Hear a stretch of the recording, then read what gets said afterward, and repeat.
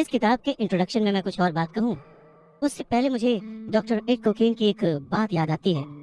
लिखते हैं कि रिच डैड पुअर डैड अमीरी का शॉर्टकट नहीं बताती, ये सिखाती है कि आप पैसे की समझ कैसे विकसित करें, किस तरह से अपने पैसे की जिम्मेदारी निभाएं और उसके बाद किस तरह से अमीर बने। तो चलिए शुरू करते हैं। दोस्तों, जब भी बात जिम्मेदारी की आती है तो नाम याद आता है उस शख्स का जिसने जिंदगी में कितनी भी ठोकरें खाई हो, कितना भी दुखी रहा हो, पर हमारे हिस्से के गम लिए और अपने हिस्से की खुशी हमें दे दी। पिता। जेब खाली हो फिर भी मैंने उन्हें मना करते नहीं देखा। जेब खाली हो फिर भी मैंने उन्हें मना करते नहीं देखा। अरे मैंने अपने पिता से ज्यादा अमीर इस दुनिया में कोई इंसान नहीं देखा। रॉबर्ट टी कियोसाकी ने उसी पिता को ध्यान में रखते हुए उन्हें main character of the story बनाते हुए हमें लाइफ के आज की जिंदगी के आज की लाइफ के सबसे इम्पोर्टेंट लेसन को पढ़ाने की कोशिश की है, विच इज पैसा। जी हाँ, हम बचपन से लेकर जवानी तक सिर्फ मार्क्स के पीछे भागते रहते हैं। हमारा जो एजुकेशन का पैटर्न है, पढ़ाई का तरीका है, हम बचपन से सिर्फ यही सुनते आए हैं कि पढ़ो पढ़ो पढ़ो और पढ़ो, और एक लेवल तक पहुंचने के बाद, एक एज तक पहुंचने के बाद डिसाइड करो कि अब क्या करना है। रॉबर्ट टी कियोसाकी इसी बात को बहुत ही खूबसूरती से एड्रेस करते हैं कि हमें पैसे को एक सब्जेक्ट की तरह बचपन से ही क्लासेस में पढ़ाना चाहिए। अगर आज पढ़ाई का मतलब, जिंदगी में सफल होने का मतलब ज्यादा पैसे कमाने से है, तो क्यों ना उस पैसे को सही ढंग से मैनेज करने का गुण हमें बचपन से मिले। स्कूल्स 6 घंटे के 8 घंटे के होते, पर बाकी जो वक्त है वो घर पे बीतता है। तो कहीं ना कहीं स्कूल हो या घर हो, बच्चे को बचपन से ही पैसे की अहमियत, उसकी इम्पोर्टेंस, उसकी मैनेजमेंट के बारे में अगर पढ़ाया जाए तो इसमें कोई भी गलत बात नहीं है। मुझे लगता है कि ये बात कहीं ना कहीं मिसिंग थी। शायद कई सालों से ये जद्दोजहद है कि इसे शुरू किया जाए, इसे समझाया जाए। बहुत सारी फिल्में बनी हैं इस पर, लेकिन आज भी हम मार्क्स मार्क्स और मार्क्स के पीछे ही भागते हैं। अगर हमें पैसे को सही ढंग से मैनेज करने की कला आ जाए, अगर हमारी समझ डेवलप हो जाए, तो मुझे लगता है कि जो आजकल के बच्चे हैं वो बड़े जब होंगे तो वो खुश रहेंगे। इंसान को कंप्लीट करने के लिए उसका परिवार, उसके अपने, उसके दोस्त, उसका रहन सहन सब बहुत जरूरी होता है। ये तो नहीं कह सकते कि पैसा ही सब कुछ है, पर हाँ, सब कुछ पाने के लिए पैसा जरूरी है। काश काश कि मैंने ये बुक 20 साल पहले पढ़ी होती। ये लाइन अमेरिका के एक बहुत ही बड़े बिल्डर लैरिसन क्लार्क ने कही थी जब उन्होंने रिच डैड पुअर डैड पढ़ी थी। वक्त ऐसे ही बीत जाता है और हम काश में फंसे रह जाते हैं। ऐसी बहुत सारी चीजें हमें जब पता लगती हैं जिससे हमारी लाइफ बदल सकती थी, हमें कुछ सीखने को मिल सकता था, हमें तरक्की करने को मिल सकता था, पर वक्त बीत चुका होता है और बस रह जाता है तो ये एक काश कि मैंने ये कर लिया होता। इस किताब में कियोसाकी ने अपने 2 पिताओं का रेफरेंस लिया है। एक जो रिच डैड थे जिनके पास बहुत पैसा था और एक जो पुअर डैड थे। रॉबर्ट कियोसाकी अपने दोनों पिताओं को, दोनों डैड्स को बराबर का सम्मान देते थे और उनके जो दोनों पिता थे वो भी उन्हें उतना ही प्यार करते थे। बहुत सारे लोगों के सवाल हो सकते हैं कि एक ही वक्त पर एक इंसान के 2 पिता कैसे हो सकते हैं, या कोई और क्वेश्चन। मुझे लगता है कि हम अगर इस बात पे ध्यान दें कि रॉबर्ट कियोसाकी हमें समझाना क्या चाहते हैं, तो हमारे लिए फायदे की बात होगी। हो सकता है उन्होंने ऐसा मान लिया हो सकता है उन्होंने अपने मन को पुअर डैड और अपने दिमाग को रिच डैड माना हो, या ये हो सकता है कि एक डैड उनके रहे हो और दूसरे डैड उनके किसी दोस्त के, कुछ भी हो सकता है। इम्पोर्टेंट ये नहीं है कि ये जो डैड का रेफरेंस लिया उन्होंने, ये कहानी है या काल्पनिक है। असल बात ये है कि रॉबर्ट कियोसाकी हमें समझाना क्या चाहते हैं, हमें बताना क्या चाहते हैं। चलिए मान लेते हैं कि रॉबर्ट कियोसाकी के 2 पिता थे और उनमें से एक बहुत अमीर थे, एक बहुत गरीब थे। तो रॉबर्ट कियोसाकी कहते हैं कि सोच जो है वो बहुत बड़ा रोल प्ले करती है, और इसी माध्यम से रॉबर्ट कियोसाकी कहते हैं कि हालांकि वो दोनों पिता उनके अपने थे, हालांकि वो दोनों पिता उनका उतने ही शिद्दत से, उतने ही मन से ख्याल रखते थे, उतना ही प्यार करते थे, अपनी जान निछावर करते थे और हमेशा उन्हें सिखाने की कोशिश करते थे, जिंदगी में आगे बढ़ाने की कोशिश करते थे। पर ऐसा क्यों था कि उनके एक पिता अमीर थे और एक पिता गरीब? सारा खेल सोच का है, सारा खेल नजरिए का है।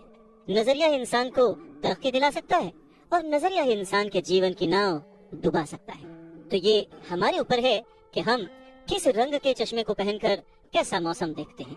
किसी शायर ने क्या खूब कहा है कि जैसा दर्द हो वैसा मंजर होता है। अरे मौसम तो इंसान के अंदर होता है, और उसी अंदर के मौसम को हमेशा बनाए रखने, अपने आप को पॉजिटिव रखते हुए, अपना नजरिया सकारात्मक रखते हुए अगर हम आगे सोचें तो कुछ अच्छा तो जरूर होगा। स्कूल जाओ और मेहनत से पढ़ो, ये जो लाइन है याद करिए, बचपन में हम सब ने सुना है, और एक बार नहीं कई बार सुना है। रिश्तेदारों से, घर वालों से, टीचर से, हर एक से, स्कूल जाओ और मेहनत से पढ़ो। एक वक्त ऐसा लगता था कि बस पढ़ते रहो, पढ़ते रहो, पढ़ते रहो। पर जैसे जैसे समझ आगे बढ़ी, एक सवाल मन में घर करने लगा, आखिर हम पढ़ किस लिए रहे हैं? देखिए, स्कूल जाना और पढ़ाई करना ये बहुत ही अच्छी बात है, लेकिन अगर कोई काम किया जा रहा है तो वो किस वजह से किया जा रहा है, ये जानना भी उतना ही जरूरी है। अपनी पढ़ाई पूरी करने के बाद हम सबसे पहले जॉब ही ढूंढते हैं ना, ये सोच करके जॉब मिलने पर हमारी सारी प्रॉब्लम्स दूर हो जाएंगी, पैसे मिल जाएंगे, हम घर बना लेंगे, गाड़ी खरीद लेंगे, और जो भी जरूरतें हैं पैसे से जुड़ी हुई वो सब पूरी कर लेंगे। पर ऐसा होता नहीं है। बहुत सारे लोग अच्छी जॉब और बहुत ही अच्छी सैलरी होने के बावजूद खुश नहीं होते। वो अपनी जरूरतें पूरी नहीं कर पाते, बहुत ही मुश्किल से घर का खर्च चला पाते हैं, और वो लगे रहते हैं इस उम्मीद में कि शायद अगले साल फिर से इंक्रीमेंट होगा, पैसे बढ़ेंगे, और उन पैसों से हम अपनी जो जरूरतें हैं जो पूरी नहीं कर पाए उन्हें पूरी कर लेंगे। और वो और ज्यादा मेहनत करते हैं प्रमोशन पाने के लिए। पर वक्त के साथ साथ हमारी जरूरतें और हमारा लालच बढ़ने लगता है। पहले तो पैसे के बिना रहने के डर से हम बहुत मेहनत करने लग जाते हैं, और उसके बाद जब हमें सैलरी मिलने लगती है तो हमें लालच और ज्यादा पाने की इच्छा जाग जाती है, और चूहे बिल्ली के इसी खेल में हमारी जिंदगी का भी एक पैटर्न बन जाता है। ज्यादा मेहनत करो, ज्यादा पैसे कमाओ, ज्यादा पैसे कमाओ, घर का खर्च चलाओ, पैसे खत्म, फिर ज्यादा मेहनत करो, और ये जो विशेष सर्कल है ये चलता रहता है, और इसी सर्कल में हम गोल गोल गोल गोल घूमते रहते हैं। अगर हमारे पास ज्यादा पैसे आ भी जाए तो भी हमें इस विशेष सर्कल में घूमने की आदत पड़ जाती है। हमें डर और लालच पर काबू पाना सीखना बहुत जरूरी है, क्योंकि अगर हम अमीर बन भी गए तो इन आदतों की वजह से हम हमेशा डर के साए में रहेंगे और अपनी जिंदगी को एंजॉय नहीं कर पाएंगे। पहले के जमाने में शिक्षा एक जरिया थी लोगों की पर्सनैलिटी डेवलप करने का और आसपास के हर विषय में उन्हें जानकारी देने का। पर वक्त के साथ साथ पढ़ाई का लक्ष्य, उसका गोल बदल गया।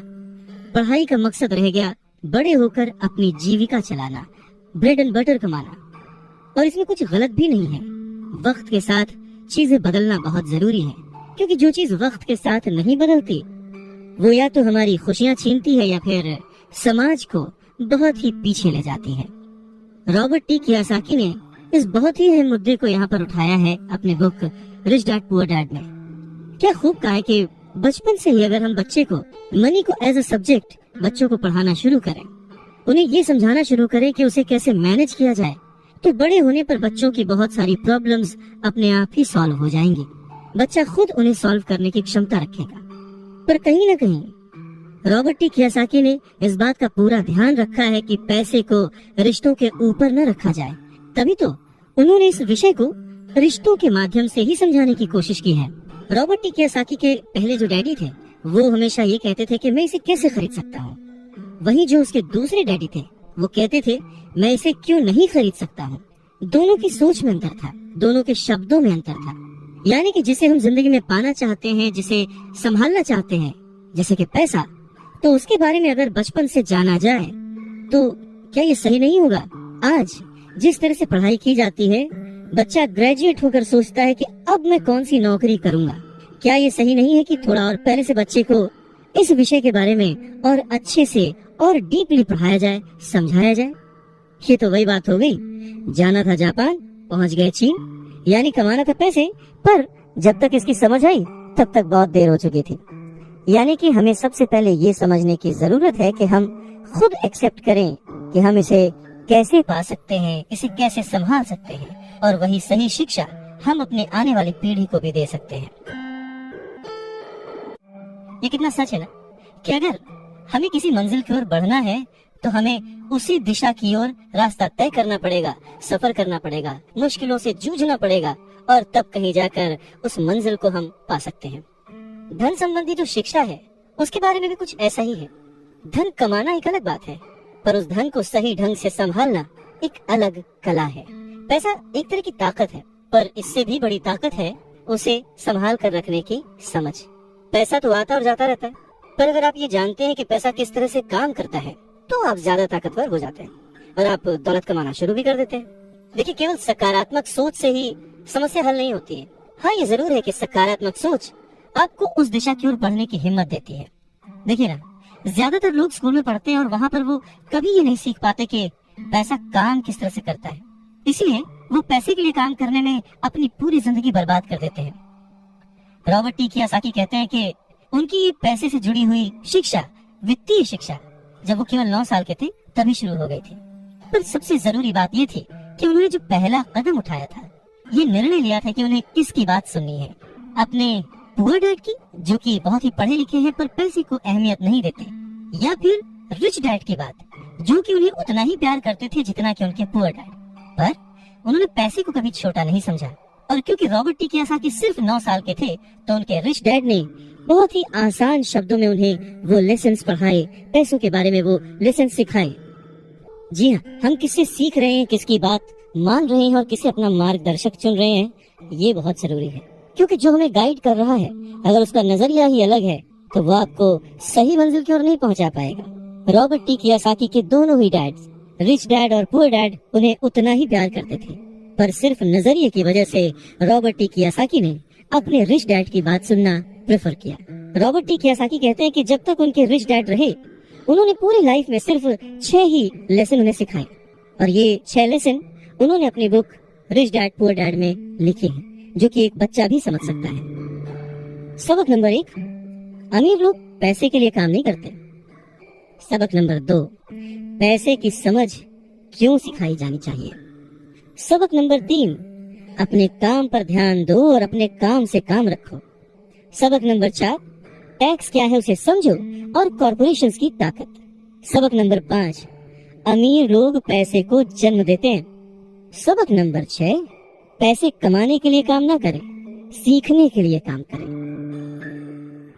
अमीर लोग पैसे के लिए काम नहीं करते। रॉबर्ट टी कियोसाकी एक कहानी का जिक्र करते हैं। कहते हैं कि जब वो छोटे थे तो उन्होंने अपने डैडी से पूछा कि डैडी, क्या आप बता सकते हैं कि अमीर कैसे बना जाए। ये सुनकर उनके पुअर डैडी, जो कि एक स्कूल में पढ़ाते थे, उन्होंने कहा कि बेटे, तुम अमीर क्यों बनना चाहते हो। इस पर कियोसाकी कहते हैं कि कुछ बच्चों ने और उनके पेरेंट्स ने उन्हें गरीब कहा। ये सुनकर उनके पुअर डैड सोच में पड़ जाते हैं और फिर उसके बाद उनसे कहते हैं, देखो, अगर तुम अमीर बनना चाहते हो तो तुम्हें पैसे बनाना सीखना चाहिए। इस पर कियोसाकी ने अपने डैड से पूछा, मैं पैसे बनाना किस तरह से सीख सकता हूँ। तो डैड ने जवाब दिया, अपने दिमाग से।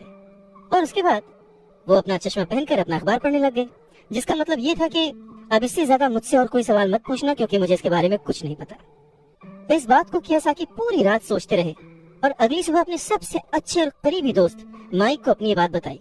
उन्होंने माइक से पूछा कि क्या वो ये पैसे बनाने वाले काम में उनके बिजनेस पार्टनर बनेंगे। माइक ने उनसे पूछा, ठीक है, मैं तुम्हारे साथ हूँ, पर तुम पैसा कैसे कमाओगे और हमें क्या करना चाहिए। इस पर कियोसाकी ने ठीक वही जवाब जो उनके पिता ने उन्हें दिया था, उनके डैड ने उन्हें दिया था, बता दिया कि नहीं, मुझे नहीं पता, लेकिन फिर भी क्या तुम इस काम में मेरे पार्टनर बनना चाहते हो। और फिर दोनों दोस्तों ने एक दूसरे का साथ दिया, बिजनेस पार्टनरशिप पक्की हो गई। कुछ दिन बीते, दिमाग दौड़ाया गया और आखिरकार उनका स्कूल जाना सफल रहा। स्कूल की क्लास में उन्होंने कुछ ऐसा पढ़ा था जिसे सोचकर कियोसाकी को लगा कि बस पैसा बनाने का फॉर्मूला तो मिल गया, और बस उसी आइडिया को फॉलो करते करते कियोसाकी और माइक ने ढेर सारा कच्चा माल इकट्ठा कर लिया, बहुत मेहनत की, और अपने डैड की गैराज में उन्होंने कुछ सिक्के बनाए। और जब उनके डैड ने उन्हें देखा तो उन्होंने पूछा कि तुम क्या कर रहे हो। तब कियोसाकी का जवाब था, जैसा आपने कहा था, पैसे बना रहा हूँ। तब उनके जो पुअर डैड थे, उन्होंने कियोसाकी को कहा कि आओ, मुझे तुमसे बात करनी है। कियोसाकी और माइक वहाँ सीढ़ियों पर बैठ गए, साथ में कियोसाकी के डैड और माइक के डैड, जो कि रिच थे, वो भी बैठ गए। यहाँ पे मैं आपको बताना चाहता हूँ कि इस पूरी कहानी में जो कियोसाकी ने अपने रिच डैड को रेफर किया है, वो दरअसल माइक के पिता थे। और फिर बच्चों की इस हरकत को देखकर कियोसाकी के पुअर डैड ने अपनी बात को और डिटेल में समझाया और अपनी बात को करेक्ट किया। पहली बार उन्होंने बच्चों को बताया कि गैर कानूनी क्या होता है। बच्चों को लगा कि जो उन्होंने किया वो सही था, पर जब उन्होंने जाना कि ये अलाउड नहीं है, सिक्के छापना अलाउड नहीं है, उसके पीछे कई तरीके होते हैं, कानूनी, गैर कानूनी, ये सब बातें जब बच्चों ने समझी तो उनका मुंह उतर गया। फिर उन्होंने पूछा, तो फिर हम अमीर कैसे बन सकते हैं। तब कियोसाकी के डैड ने उनसे कहा कि अगर तुम्हें सच में अमीर बनना है, रिच बनना है, तो तुम मुझसे नहीं, माइक के डैड से पूछो। कियोसाकी ने अपने डैड से कहा, पर आप क्यों नहीं बता सकते? हम गरीब क्यों हैं? कियासाकी के पुअर डैड ने कहा, क्योंकि मैं एक टीचर हूँ और मैंने पैसे कमाने की राह नहीं चुनी है। पैसे कमाने के लिए तुम्हें माइक के डैड से ही पूछना पड़ेगा। क्या खूबसूरत बात समझाई है कियासाकी ने कि अगर हमें कोई पर्टिकुलर गोल अचीव करना है, कोई लक्ष्य प्राप्त करना है, तो हमें रास्ता भी सही चुनना होगा, मार्गदर्शक भी सही चुनना होगा। कहते हैं कि सफल होने के लिए मेहनत करना बहुत जरूरी है। मेहनत तो एक मजदूर भी करता है, पर सफलता पाने के लिए, सक्सेस पाने के लिए सही दिशा में सही स्ट्रेटेजी के साथ मेहनत करने से ही सक्सेस हासिल होती है। रॉबर्ट टी कियासाकी के पुअर डैड ने उन्हें कहा कि उन्हें उनके फ्रेंड माइक के डैड से पूछना चाहिए कि पैसे कैसे कमाए जाते हैं, सक्सेसफुल कैसे हुआ जाता है। तो रॉबर्ट टी कियासाकी ने और उनके फ्रेंड माइक ने ये डिसाइड किया कि वो अपने रिच डैड से ये बात जरूर पूछेंगे कि अमीर कैसे बना जाए, पैसे कैसे बनाया जाए। रॉबर्ट टी कियासाकी ने अपने रिच डैड से पूछा कि क्या वो उन्हें पैसा बनाना सिखाएंगे। इस पर उनके रिच डैड ने एक शर्त रखी, और शर्त ये थी कि वो बच्चे उनके साथ काम करते हुए सीखेंगे, न कि क्लास में बैठकर लेक्चर सुनते हुए। उन्होंने कहा कि मेरे पास इतना वक्त नहीं है कि मैं तुम्हें क्लास में बैठकर पढ़ाऊं और जिसका तुम कोई प्रैक्टिकल इस्तेमाल ना कर सको। इस बात को सुनकर रॉबर्ट टी कियासाकी और माइक थोड़ा सा कंफ्यूज हो गए। वो समझ नहीं पा रहे थे कि उन्हें हाँ कहना चाहिए या नहीं। उन बच्चों की कंफ्यूजन देखकर उनके डैड ने उनसे कहा, अगर जिंदगी में सक्सेस पाना चाहते हो, सफल होना चाहते हो, तो कम समय लेकर डिसाइड करना सीखो, जल्द से जल्द डिसीजन लेना सीखो। उन्होंने जल्दबाजी करने को नहीं कहा, पर हाँ, जितना कम समय हो सके उतने कम समय में सही निर्णय लेने की कला जिसको आती है, वो जिंदगी में हमेशा आगे जाता है। यही उनकी सीख थी। और फिर बच्चों ने डिसाइड किया कि वो खेल छोड़कर सीखने का विकल्प चुनेंगे, काम करने का विकल्प चुनेंगे, ताकि उन्हें ये समझ में आ सके कि पैसे कैसे कमाए जा सकते हैं। बस फिर क्या था, बच्चे अगले ही दिन अपने रिच डैड के पास पहुंच गए। उनके रिच डैड ने उन बच्चों को एक शॉप पर सफाई का काम दिया। अब क्योंकि उस वक्त एसी और इस तरह की चीजें ज्यादा चलन में नहीं थी, तो दरवाजे मोस्टली खुले ही रहते थे, जिसकी वजह से सामान पर धूल जमी रहती थी और इस काम के उन्हें 30 सेंट मिलते थे। इस तरह से उन्हें एकदम भी पैसे नहीं बचते थे। वो परेशान रहते थे और एक दिन उन्होंने माइक से कहा कि मैं अब काम नहीं करूंगा, या तो वो मेरी तनख्वाह बढ़ाएं या फिर मैं काम छोड़ रहा हूँ। उसके बाद 9 साल के रॉबर्ट टी कियासाकी और उनका दोस्त माइक उनके रिच डैड से मिलने पहुंचे। रिच डैड के सामने बैठते ही माइक बुरी तरह से रो पड़े और उन्होंने कहा, डैड, आपने कहा था कि अगर मैं आपके लिए काम करूंगा तो आप मुझे पैसा कमाना सिखाएंगे। अपनी तरफ से मैंने पूरी तरह से, पूरी ईमानदारी से काम किया है, कड़ी मेहनत की है। इस काम के लिए मैंने अपनी खेल तक की कुर्बानी दे दी और अब आप अपने वादे से मुकर रहे हैं। आपने मुझे कुछ भी नहीं सिखाया। लोग आपको लालची कहते हैं, जो सिर्फ पैसे कमाना चाहता है पर अपने साथ काम करने वालों का बिल्कुल भी ध्यान नहीं रखता। मैं एक छोटा सा बच्चा हूँ और आपको मेरे साथ ऐसा बर्ताव नहीं करना चाहिए था। रॉबर्ट टी कियासाकी के डैड ने कहा, पर मैं तो तुम्हें काम सिखा रहा हूँ। रॉबर्ट टी कियासाकी कहते हैं कि उस वक्त वो गुस्से में थे, तो उन्होंने पूछा, नहीं, आप मुझे कुछ नहीं सिखा रहे, बताइए आपने मुझे क्या सिखाया। कुछ भी नहीं, आपसे सीखने के लिए मैं बस चंद सिक्कों में काम करने के लिए तैयार हो गया और उसके बाद तो आपने मुझसे बात तक नहीं की। मैं आपकी शिकायत सरकार से करूंगा। हमारे देश में भी बाल श्रम कानून है, आप तो जानते ही हैं। मेरे पुअर डैड सरकार के लिए काम करते हैं। इस बात को सुनकर उनके रिच डैड ने कहा, शाबाश, अब तुम उन लोगों की तरह बोल रहे हो जो कभी मेरे लिए काम करते थे। या तो मैंने उन्हें नौकरी से निकाल दिया या फिर उन्होंने खुद ही नौकरी छोड़ दी। रही बात तुम्हें कुछ सिखाने की, कौन कहता कि मैंने तुम्हें कुछ नहीं सिखाया। पिछले दिनों जितना तुमने काम किया, जरा सोच कर देखो, क्या सिखाने का मतलब केवल भाषण देना या बातचीत करना ही होता है? इस तरह से तो तुम्हें स्कूल्स में सिखाया जाता है, पर जिंदगी में कोई तुम्हें भाषण देकर या बातचीत करके नहीं सिखाएगा। तुम्हें उस दौर से गुजरना पड़ेगा, कठिनाइयों से जूझना पड़ेगा, अपना रास्ता खुद ढूंढना पड़ेगा और फिर जिंदगी तुम्हें सबक सिखाएगी, तुम्हें और बेहतर इंसान बनाएगी। सच ही तो है, जिंदगी के तमाम मोड़ आते हैं, ऐसे मकाम आते हैं जिन पर हमें धक्का लगता है, ठोकरें लगती। हम उस वक्त परेशान होते हैं कि हमारे साथ ऐसा क्यों हो रहा है, पर अगर ध्यान से देखा जाए तो जिंदगी उस झटके के जरिए हमें कह रही होती है कि जाग जाओ, मैं तुम्हें कुछ सिखाना चाहती हूँ। पर 9 साल के रॉबर्ट टी कियासाकी को ये बड़ी बड़ी बातें समझ नहीं आई। तब उनके रिच डैड ने एक बार फिर से कहना शुरू किया, अगर जिंदगी तुम्हें कोई सबक सिखाए तो तुम्हें उससे सीखना चाहिए, क्योंकि अगर तुम उससे वो सबक नहीं सीखते तो पूरी जिंदगी, तुम्हारी ये जिंदगी लगातार तुम्हें धक्के देती रहेगी। अपनी जॉब में रहते हुए तुम अगर उसकी मुसीबतों से सबक लोगे, सीखोगे, तो तुम एक समझदार, अमीर और सुखी इंसान बन सकते हो। पर अगर तुम ये नहीं सीखते तो जिंदगी भर अपनी प्रॉब्लम्स के लिए अपनी नौकरी, कम सैलरी या फिर अपने बॉस को कोसते रहोगे और हमेशा उम्मीद करते रहोगे कि कोई और आए, तुम्हारी सैलरी बढ़ाए और तुम्हें सुख दे, जो कि पॉसिबल नहीं है। तो उनके रिच डैड ने उन्हें 10 सेंट हर घंटे की जॉब पर रखा। 10 सेंट बहुत ही कम होते हैं। रॉबर्ट टी कियोसाकी ने वो जॉब छोड़ दी और अपने रिच डैड के पास गए और गुस्से में उनसे कहा कि मैं इतने कम पैसे पे काम नहीं कर सकता। ये बात सुनकर उनके रिच डैड ने कहा, मुझे खुशी है कि तुम 10 सेंट पर काम करने के लिए असंतुष्ट हो। अगर तुम गुस्सा होकर मेरे पास नहीं आते तो मैं कभी भी तुम्हें पैसा बनाने की कला नहीं सिखाता। इस बात से ये साबित होता है कि तुम पैसा कमाना सीखना चाहते हो। रॉबर्ट टी कियोसाकी अपने डैड की बात बहुत ध्यान से सुन रहे थे। उनके डैड ने कहना जारी रखा, तुम्हें पता है कि गरीबी पैसों की नहीं, मन की होती है। इंसान पूरी जिंदगी डरते डरते सिर्फ पैसे के लिए ही काम करता रहता है। मैं कभी नहीं कहूंगा कि तुम पैसे के लिए काम करो। तुम्हें ऐसा काम करना चाहिए कि तुम्हारा पैसा तुम्हारे लिए काम करे। लोग कहते हैं कि मैं समस्या की जड़ हूँ, मैं उन्हें कम पैसे देता हूँ, पर सच तो ये है कि लोग उसी वेतन में काम करते रहना चाहते हैं। वो अपने आप से नहीं पूछते कि वो क्यों उतने कम पैसे में काम कर रहे हैं। पर अगर वो लोग या तुम इसी तरीके से सोचते रहे कि समस्या की जड़ मैं हूँ, तो जिंदगी भर न वो लोग कुछ सीख पाएंगे न तुम कुछ सीख पाओगे। आसान क्या है, मुझे बदलना या फिर खुद को बदलना और अपने आप को इस लायक बनाना कि आप उससे अच्छा काम सीख पाए। अगर तुम पैसे के लिए काम करना सीखना चाहते हो तो स्कूल में ही रहो। ये सीखने के लिए उससे बढ़िया जगह कोई और है नहीं। परंतु अगर तुम ये सीखना चाहते हो कि पैसा तुम्हारे लिए किस तरह से काम करे, तो मैं तुम्हारा रिच डैड तुम्हें ये सिखा सकता हूँ। पर ये तभी संभव होगा, तभी पॉसिबल होगा जब ये तुम खुद सीखना चाहो। तो तुम सीखने के लिए तैयार हो?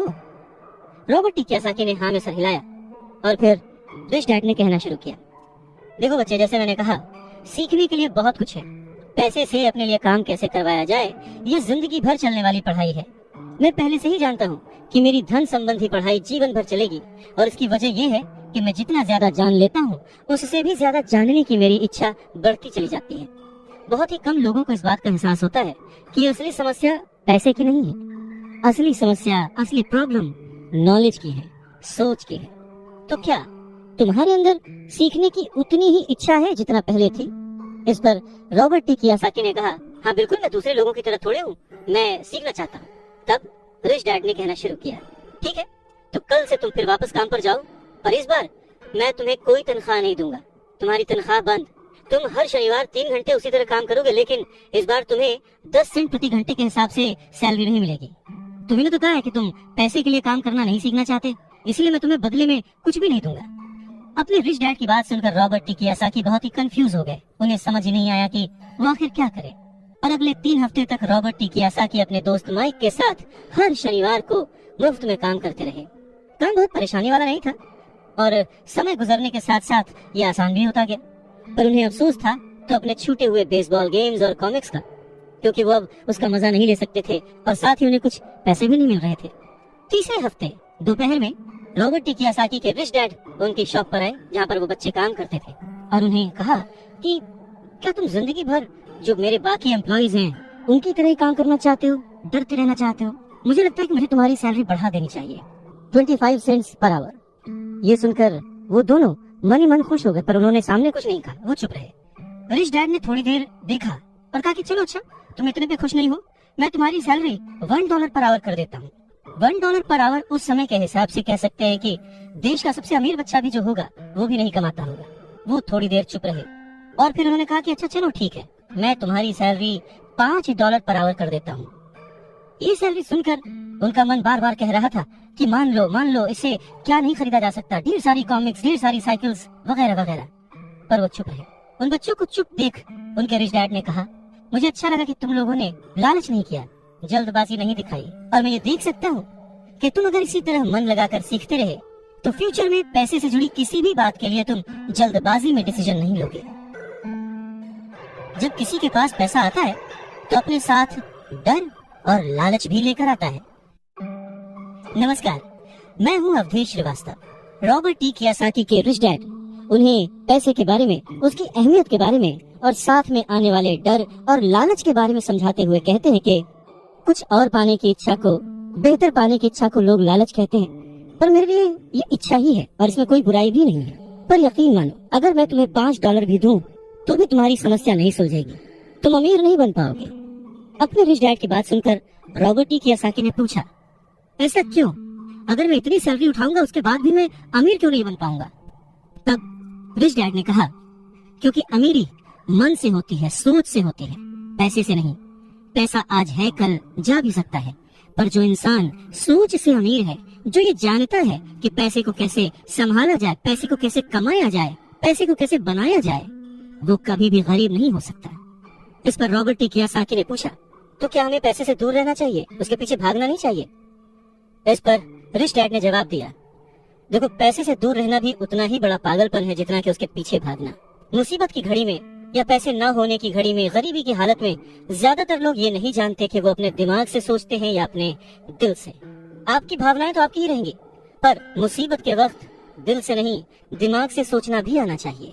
अक्सर लोग जब नौकरियां छोड़ते हैं, अक्सर लोग जब अपने बॉस की बुराई करते हैं, अक्सर लोग जब अपनी मुसीबतों के पहाड़ की बात करते हैं, तो वो अपने दिल से सोच रहे होते हैं, क्योंकि जो दिमाग से सोचता है वो हमेशा अपनी तरक्की के बारे में सोचता है। वो इस डर से नहीं सोचता कि उसकी नौकरी चली जाएगी। तुम्हें दिल के हाथों मजबूर होकर, डर के हाथों मजबूर होकर पैसे का गुलाम नहीं बनना है। मैं चाहता हूँ कि तुम दिमाग से सोचो और पैसे को अपना गुलाम बनाओ, ताकि वो पैसा तुम्हारे लिए काम करे। क्योंकि इस दुनिया में सच्चा अमीर वही है जो पैसे के पीछे न भागे, जो खुद पैसे के लिए काम न करे, बल्कि उसका पैसा उसके लिए 24 घंटे काम करता रहे। बढ़ती हुई महंगाई और घटती हुई कमाई को देखकर मुझे आधार कार्ड की नहीं बल्कि उधार कार्ड की जरूरत महसूस हो रही है। सच में रॉबर्ट टी कियोसाकी की ये बुक तब भी उतनी ही प्रासंगिक थी, उतनी ही रिलेवेंट थी जितनी की आज। महंगाई हमेशा बढ़ती आई है, चीजें महंगी होती आई हैं, दाम बढ़ते आए हैं। उसके पीछे का कारण, उसके पीछे की सोच क्या है और ये महंगाई है क्या, कैसे बढ़ती है, इसके बारे में रॉबर्ट टी कियोसाकी के रिच डैड बहुत अच्छे से समझाते हैं। वो कहते हैं कि जितना ज्यादा हम पैसे कमाते हैं उतना ही ज्यादा उसके खोने का डर हमारे अंदर बढ़ता जाता है। पैसे के साथ जो डर आता है, पैसे के साथ जो लालच आता है, वही हमें पैसे के पीछे भगाता है और हमें पैसे का गुलाम बनाता है। हमें ये समझने की जरूरत है कि इस लाइफ की जरूरतों में हम सब बंधे हुए हैं। हम सब अपने परिवार को चलाने के लिए, अपनी डेली नीड पूरी करने के लिए, अपने शौक पूरे करने के लिए दिन ब दिन पैसे के पीछे भागते रहते हैं। धीरे धीरे ज्यादा पैसा कमाने की इच्छा करते रहते हैं। पैसा कमाना गलत नहीं है, पर पैसे कमाने के पीछे की नीयत, उसका सही होना जरूरी है। और वो नीयत ही है जो इस समाज में महंगाई बढ़ाती है, और वो नीयत ही है जो इस समाज में डिसबैलेंस पैदा करती है। एक छोटे से एग्जाम्पल से इस बात को समझा जा सकता है कि एक डॉक्टर जो अपने परिवार को ज्यादा खुशी देना चाहता है, अपनी फीस बढ़ा देता है। उसकी फीस बढ़ने की वजह से सारी मेडिकल फैसिलिटीज, स्वास्थ्य सुविधाएं सब महंगी हो जाती है। अब इससे गरीब लोगों को सबसे ज्यादा नुकसान पहुंचता है। इसलिए गरीब लोगों का स्वास्थ्य अमीर लोगों से ज्यादा बुरा होने लगता है। अब क्योंकि डॉक्टर्स ने अपनी फीस बढ़ा दी है, इसलिए लॉयर्स ने भी अपनी फीस बढ़ा दी। लॉयर्स ने अपनी फीस बढ़ा दी तो स्कूल टीचर भी अपनी तनख्वाह बढ़ाना चाहते हैं, और ये सिलसिला बस यूं ही चलता रहता है। जल्द ही अमीर और गरीब होता जाता है, और इतना बड़ा अंतर दोनों के बीच आ जाता है कि सोशल डिसबैलेंस पैदा हो जाता है। रिच डैड की बात सुनकर रॉबर्ट टी कियोसाकी ने उनसे पूछा, डैड, क्या कीमतें बढ़नी नहीं चाहिए? इस पर रिच डैड ने जवाब दिया, अच्छी तरह से चल रही सरकार और एक शिक्षित समाज में तो नहीं बढ़नी चाहिए। कीमतें दरअसल कम होनी चाहिए। जाहिर है कि ऐसा केवल सिद्धांतों में ही होता है, आइडियली ऐसा होना चाहिए, पर प्रैक्टिकली ऐसा नहीं होता। कीमतें अज्ञान से पैदा हुए लालच और डर के कारण होती हैं, जैसा कि मैंने तुम्हें बताया।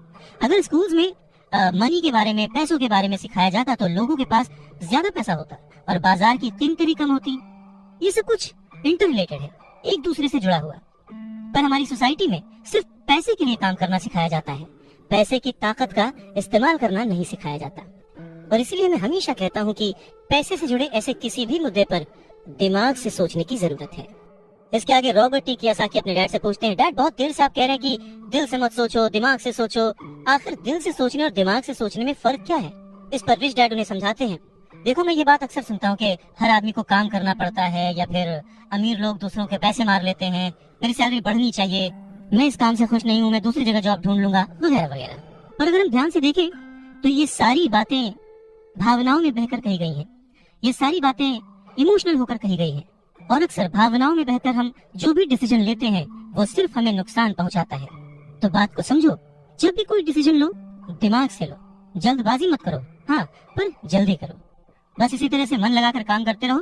तुम्हारा जो दिमाग है वो तुम्हें जल्द से जल्द कुछ ना कुछ ऐसे सही तरीके बता ही देगा जिससे तुम ज्यादा कमा पाओगे, ऐसी चीजें देख पाओगे जो दूसरे लोग नहीं देख पाते। मौका उनकी नाक के नीचे होता है, अवसर उनके पास होता है, सामने होता है, पर वो उसे पहचान नहीं पाते। पर अगर तुम दिमाग से काम लोगे तो तुम उन्हें पहचान पाओगे, उन मौकों का फायदा उठा पाओगे और जिंदगी में आगे बढ़ पाओगे। पैसा आए तो मुसीबत, ना आए तो मुसीबत, इसीलिए पैसे को समझना बहुत जरूरी है।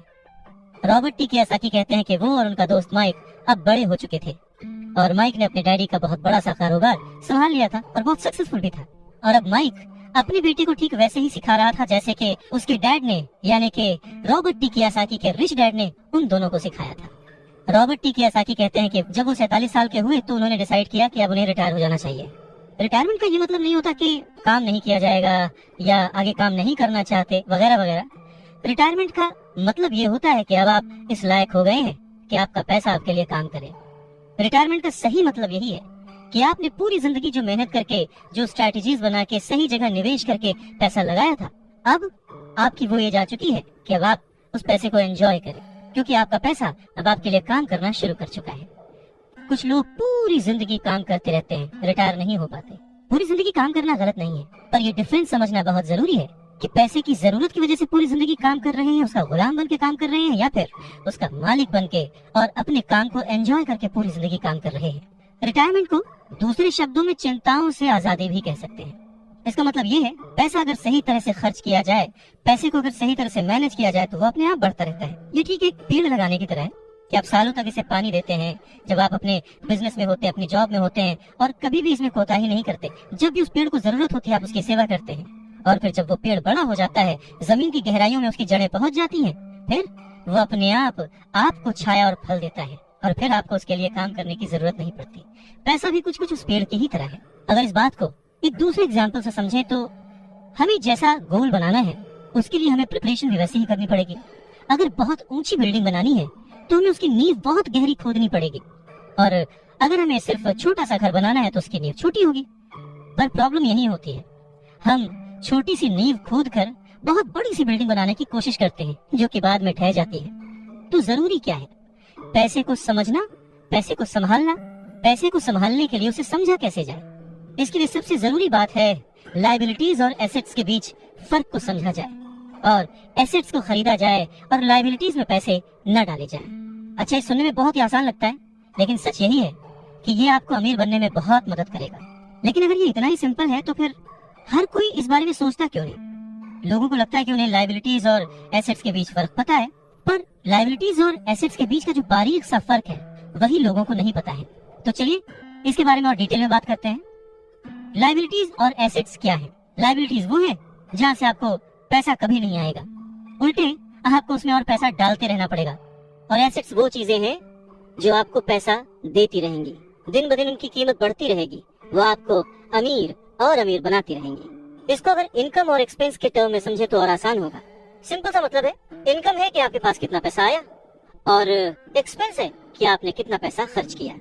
तो जब भी ऐसी कंफ्यूजन हो, सही तरीका ये है कि एक बैलेंस शीट बनाएं जिसमें अपने एसेट्स और लायबिलिटीज जरूर लिखें।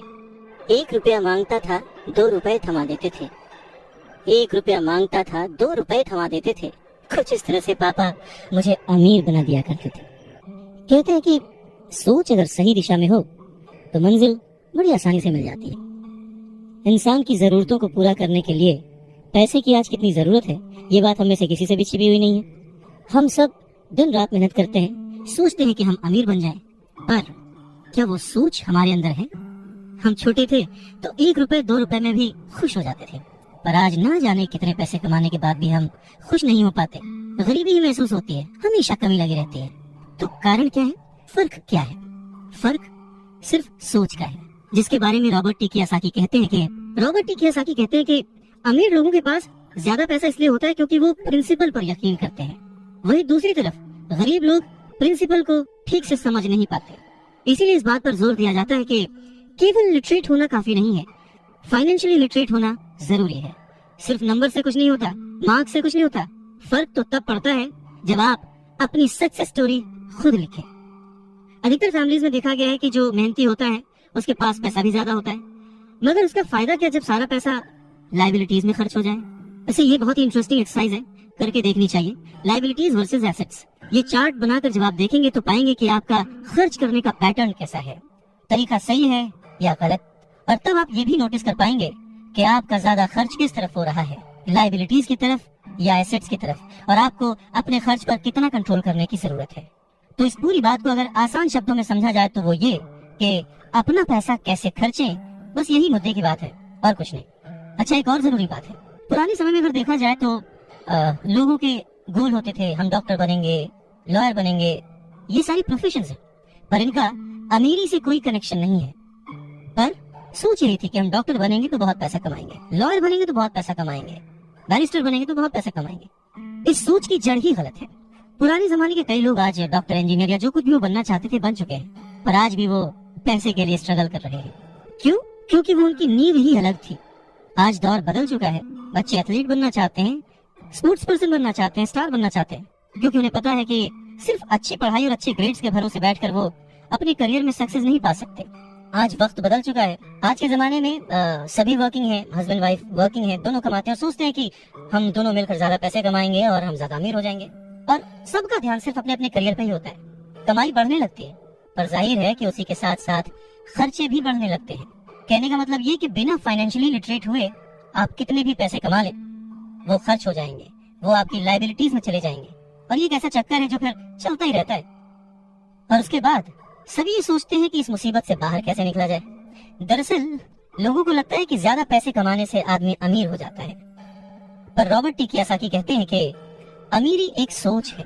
अमीरी अपने पैसे को सही जगह खर्च करने की समझ है। अमीरी पैसे के पीछे ना भागने की सोच है। अमीरी रिटायरमेंट लेते समय ना डरने की सोच है।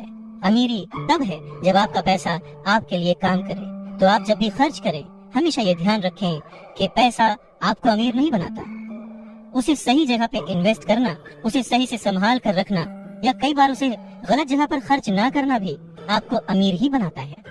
कहने का मतलब ये कि अमीरी क्या है? अमीरी वो नहीं कि आप कितना पैसा कमा पाते हैं, अमीरी तो वो है कि आप कितना पैसा बचा पाते हैं। आप ठहर जाएंगे तो चलेगा, आपकी सोच नहीं ठहरनी चाहिए, क्योंकि अगर सोच ठहर गई तो जिंदगी बिना किसी सोच के गुजर जाएगी। बात सन 1947 की है। दुनिया की सबसे बड़ी फूड चेन मैकडॉनल्ड के फाउंडर रे क्रॉक ने एक MBA क्लास में स्पीच दी। बहुत ही शानदार स्पीच, लोगों ने बहुत तालियां बजाई, खुश हुए। स्पीच के बाद MBA के स्टूडेंट्स ने उनके साथ वक्त बिताना चाहा, उनसे रिक्वेस्ट की कि सर थोड़ा टाइम हमारे लिए स्पेयर कर लें। बातों बातों में रे क्रॉक ने अचानक एक सवाल किया, क्या आप लोग जानते हैं कि मैं किस बिजनेस में हूँ? अब क्योंकि वो मैकडी को रिप्रेजेंट कर रहे थे तो सभी जानते थे कि भाई आप हैमबर्गर बेचते हैं, फूड बिजनेस में हैं। तो बच्चों ने वही जवाब दिया। इस बात पर रे हंसने लगे। उनका असली बिजनेस तो रियल एस्टेट का है, क्योंकि मैकडी के लिए हर लोकेशन का चुनाव बहुत ही सोच समझकर और रेकी करके किया जाता है। जहाँ उनकी फ्रेंचाइजी बनाई जाती है वो जमीन भी साथ ही बेची जाती थी। तो इसका सीधा मतलब ये था कि फ्रेंचाइजी खरीदने वाले उस वक्त वो जमीन भी खरीदते थे। तो इस तरह से ये एक रियल एस्टेट बिजनेस भी हो गया। और ठीक यही सबक रॉबर्ट टी कियोसाकी के रिच डैड ने उन्हें सिखाया कि अक्सर लोग खुद के लिए छोड़कर बाकी सब के लिए काम करते हैं। वो टैक्स पे करके गवर्नमेंट के लिए काम करते हैं, उस कंपनी के लिए काम करते हैं जहां वो नौकरी करते हैं, बैंक का मॉर्गेज देकर उसके लिए काम करते हैं। और ये सब इसलिए क्योंकि हमारा एजुकेशन सिस्टम ही ऐसा है। स्कूल हमें एम्प्लॉय बनना सिखाता है, एम्प्लॉयर नहीं। जो आप पढ़ते हैं बस वही आप बनते हैं, इसलिए हमेशा सही पढ़ें। अगर आपने साइंस पढ़ी तो डॉक्टर बनेंगे, मैथमेटिक्स पढ़ी तो इंजीनियर बनेंगे, मतलब आपने जो पढ़ा वही आप बने। अब मुसीबत ये है कि इससे छात्रों का कोई भला नहीं हो पाता, क्योंकि वो नौकरी और बिजनेस के बीच के फर्क में उलझ कर रह जाते हैं। जब कोई पूछता है कि आपका बिजनेस क्या है तो आपको ये नहीं बोलना चाहिए कि मैं तो एक डॉक्टर हूँ या एक बैंकर हूँ, क्योंकि वो आपका प्रोफेशन है, बिजनेस नहीं। वो प्रोफेशन है जिससे आप लोगों की सेवा करते हैं, वो प्रोफेशन है जिससे आप अपना घर चलाते हैं। अमीर बनने के लिए प्रोफेशन नहीं, बिजनेस की जरूरत है। कहने का मतलब है कि आप जो कुछ भी करते हैं उसे अपना बिजनेस बनाइए, नौकरी नहीं। अपनी सारी उम्र दूसरों के लिए काम करके उन्हें अमीर करने में बर्बाद न करें, बल्कि खुद की जिंदगी को खुशहाल करने के लिए खुद काम करें। बहुत से लोगों को इस बात का एहसास बहुत देर में होता है कि जो उनका हाउस लोन है उनकी जान ले रहा है, और फिर उन्हें लगता है कि जिसे वो एसेट मानते थे वो दरअसल उनकी लायबिलिटी बन गया। जैसे उन्होंने कार ली तो उससे जुड़े तमाम खर्चे उनकी लायबिलिटीज बन गए। उन्हें पूरा करने के लिए नौकरी जरूरी है, और अगर कभी वो सेफ जॉब उनके हाथों से निकल गई तो फिर उनकी मुसीबतें शुरू। इसीलिए हमें अपने सेविंग्स पर, अपनी बचत पर, अपने एसेट्स पर इतना ज्यादा ध्यान देना चाहिए। हम कितना कमा रहे हैं उससे ज्यादा हम कितना सेव कर रहे हैं उस पर ध्यान देना चाहिए। और फाइनेंशियली सिक्योर होने का यही एक सिंपल तरीका है। आप कितने अमीर हैं ये जानने का सही तरीका नेटवर्थ इसलिए नहीं है क्योंकि जब भी आप अपने एसेट्स बेचते हैं तो उन पर भी टैक्स लगता है। आपको उतना पैसा नहीं मिलता जितना कि आप सोचते हैं, तो आपकी बैलेंस शीट के हिसाब से आपको जितना भी पैसा मिलेगा उस पर भी आपको टैक्स देना पड़ेगा। अब इसका मतलब क्या हुआ कि क्या सब कुछ छोड़ दें, जो कर रहे हैं वो सब छोड़ दें, नौकरी ना करें? नहीं, रॉबर्ट टी कियोसाकी ये बिल्कुल नहीं कहते कि जो कुछ आप कर रहे हैं उसे छोड़ दें, जो नौकरी कर रहे हैं उसे छोड़ दें। अपनी नौकरी करते रहिए पर साथ ही एसेट्स भी जमा करते रहिए। और एसेट्स से उनका मतलब है सही और असली मायने में एसेट्स। वो ये नहीं कहते कि आप कोई कार खरीद लीजिए, क्योंकि कार एसेट नहीं है, क्योंकि जैसे ही आप उसे सड़क पर उतारेंगे उसका रेट घट जाएगा, उसकी कीमत घट जाएगी। जितना हो सके खर्चे में कटौती करिए और लायबिलिटीज को घटाइए। तो बड़ा सवाल यह आता है कि किस तरह के एसेट्स खरीदे जाने चाहिए। कुछ एग्जाम्पल्स इस तरह से समझे जा सकते हैं कि ऐसा कोई बिजनेस करें जहां आपकी मौजूदगी जरूरी ना हो। मतलब अगर आप वहां पे ना भी रहें तो आपका काम चलता रहे, दूसरे लोग आपके लिए काम करते रहें और बस वही आपका बिजनेस है। दूसरा आप कह सकते हैं कि रियल एस्टेट में पैसे लगा सकते हैं, आप लैंड खरीद सकते हैं, स्टॉक और बॉन्ड खरीद सकते हैं। आजकल बहुत सारी पॉलिसीज आ गई हैं, उन्हें समझें और फिर उसमें इन्वेस्ट करें।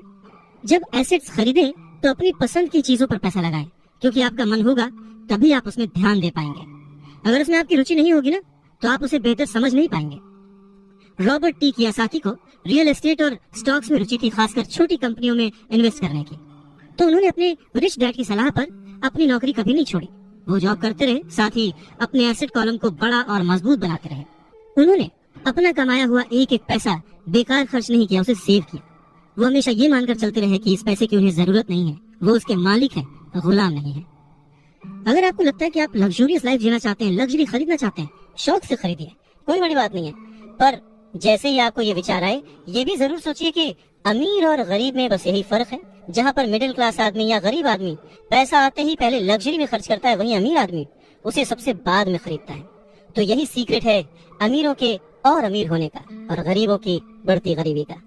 संपत्ति वो है जो हमें पैसे कमा के देती है, और जिम्मेदारी, दायित्व वो है जो हमसे पैसे खर्च करवाता है। रॉबर्ट टी कियोसाकी कहते हैं कि उनके रिच डैड हमेशा चीजों को सिंपल तरीके से समझने और समझाने में विश्वास रखते थे। उन्होंने बच्चों से कहा कि अकाउंटिंग में अंक यानी नंबर इम्पोर्टेंट नहीं है, इम्पोर्टेंट तो वो बात है जो वो नंबर्स, वो अंक बता रहे हैं। ये ठीक लेटर्स की तरह है या शब्दों की तरह है। जैसे शब्द या वर्ड्स इम्पोर्टेंट नहीं होते, इम्पोर्टेंट वो बात होती है जो वो शब्द कह रहे हैं, जो वो शब्द बताना चाहते हैं। कई लोग पढ़ते हैं परंतु बहुत ज्यादा समझ नहीं पाते। अब ये रीडिंग की प्रॉब्लम हो सकती है। जैसे एक छोटा सा एग्जांपल ले कि अगर आपके घर में कभी मोबाइल आया हो या वीसीआर आया हो और उसके साथ एक इंस्ट्रक्शन बुक भी आती है, कभी आपने उस इंस्ट्रक्शन बुक को पढ़ा है? मैं ये गारंटी दे सकता हूँ कि बहुत सारे लोगों को उसे पढ़ने के बाद भी कुछ समझ नहीं आएगा और ऐसा लगेगा कि वो दुनिया का सबसे मुश्किल काम है। ठीक वैसे ही अंकों के साथ है। अगर आप अमीर बनना चाहते हैं तो आपको अंकों को पढ़ना और उन्हें समझना आना चाहिए। रॉबर्ट टी कियोसाकी कहते हैं कि अपने रिच डैड से ये बात उन्होंने हजारों बार सुनी थी और ये भी सुना कि अमीर लोग संपत्ति इकट्ठा करते हैं, जबकि गरीब और मध्य वर्गीय यानी मिडिल क्लास लोग दायित्व इकट्ठा करते हैं। तो सवाल ये आता है कि जब कोई नौकरी कर रहा है, अच्छी सैलरी उठा रहा है, फिर भी उसके पास पैसे की तंगी क्यों होती है? रॉबर्ट टी कियोसाकी के रिच डैड कहते हैं कि पैसे की तंगी की असली वजह होती है कि लोग संपत्ति और दायित्व के बीच अंतर नहीं कर पाते। तो वास्तव में अगर आपको अमीर बनना है तो आपको सिर्फ इतना ही जानने की जरूरत है और आप जिंदगी भर संपत्ति खरीदते रहिए। बस इनके बीच के फर्क को न जानने के कारण बहुत सारे लोग जिंदगी भर पैसे की कमी से परेशान रहते हैं। पैसों के लिए आदमी इसलिए परेशान होता रहता है क्योंकि वो ना तो शब्दों को समझ पाता है ना ही अंकों को। जिन लोगों के सामने पैसे की मुश्किलें आ रही हैं, उन्हें ये समझ लेना चाहिए कि शब्दों या अंकों में ऐसा कुछ है जिसे वो पढ़ नहीं पा रहे हैं। कोई चीज ठीक से उनकी समझ में नहीं आ रही है। अमीर लोग इसीलिए अमीर होते जाते हैं क्योंकि इस मामले में वो पैसे की तंगी से परेशान लोगों से ज्यादा समझदार होते हैं। तो अगर आप भी अमीर बनना चाहते हैं और अपनी दौलत को बनाए रखना चाहते हैं तो पैसे की साक्षरता और समझदारी बहुत जरूरी है, शब्दों में भी और अंकों में भी। जिंदगी में सिर्फ पैसे कमाकर या पैसे बचाकर आप अमीर नहीं बन सकते। अमीर बनने के लिए आपको अपने अंदर बहुत कुछ बदलना पड़ेगा। अगर कोई लॉटरी में पैसे जीत जाए और उसे वो अपने साथ रख ले, बचा ले, तो क्या वो आपकी निगाह में अमीर है? नहीं, क्योंकि वो पैसा आज नहीं तो कल उसके साथ नहीं रहेगा। अमीरी एक सोच है, एक जीवन शैली है, एक नजरिया है, और आपको हमेशा अमीर बने रहने के लिए अमीरों की तरह ही सोचना पड़ेगा, खुद को इम्प्रूव करना पड़ेगा। और इसी बात को रॉबर्ट टी कियोसाकी के रिच डैड एक कहानी के माध्यम से उन्हें समझाते हैं। वो कहते हैं कि जापानी लोग 3 ताकतों को मानते थे: तलवार की ताकत, रत्नों की ताकत और दर्पण की ताकत। तलवार हथियारों की ताकत का प्रतीक थी। अमेरिका ने हथियारों पर खरबों डॉलर खर्च कर दिए और इसी कारण वो आज विश्व में सबसे ताकतवर देश है। दूसरी ताकत रत्न यानी के पैसे की ताकत का प्रतीक। इस कहावत में कुछ तो सच्चाई होगी। ये स्वर्णिम नियम याद रखो, जिसके पास स्वर्ण है वही नियम बनाता है। तीसरा दर्पण, शीशा, आत्मज्ञान का प्रतीक है।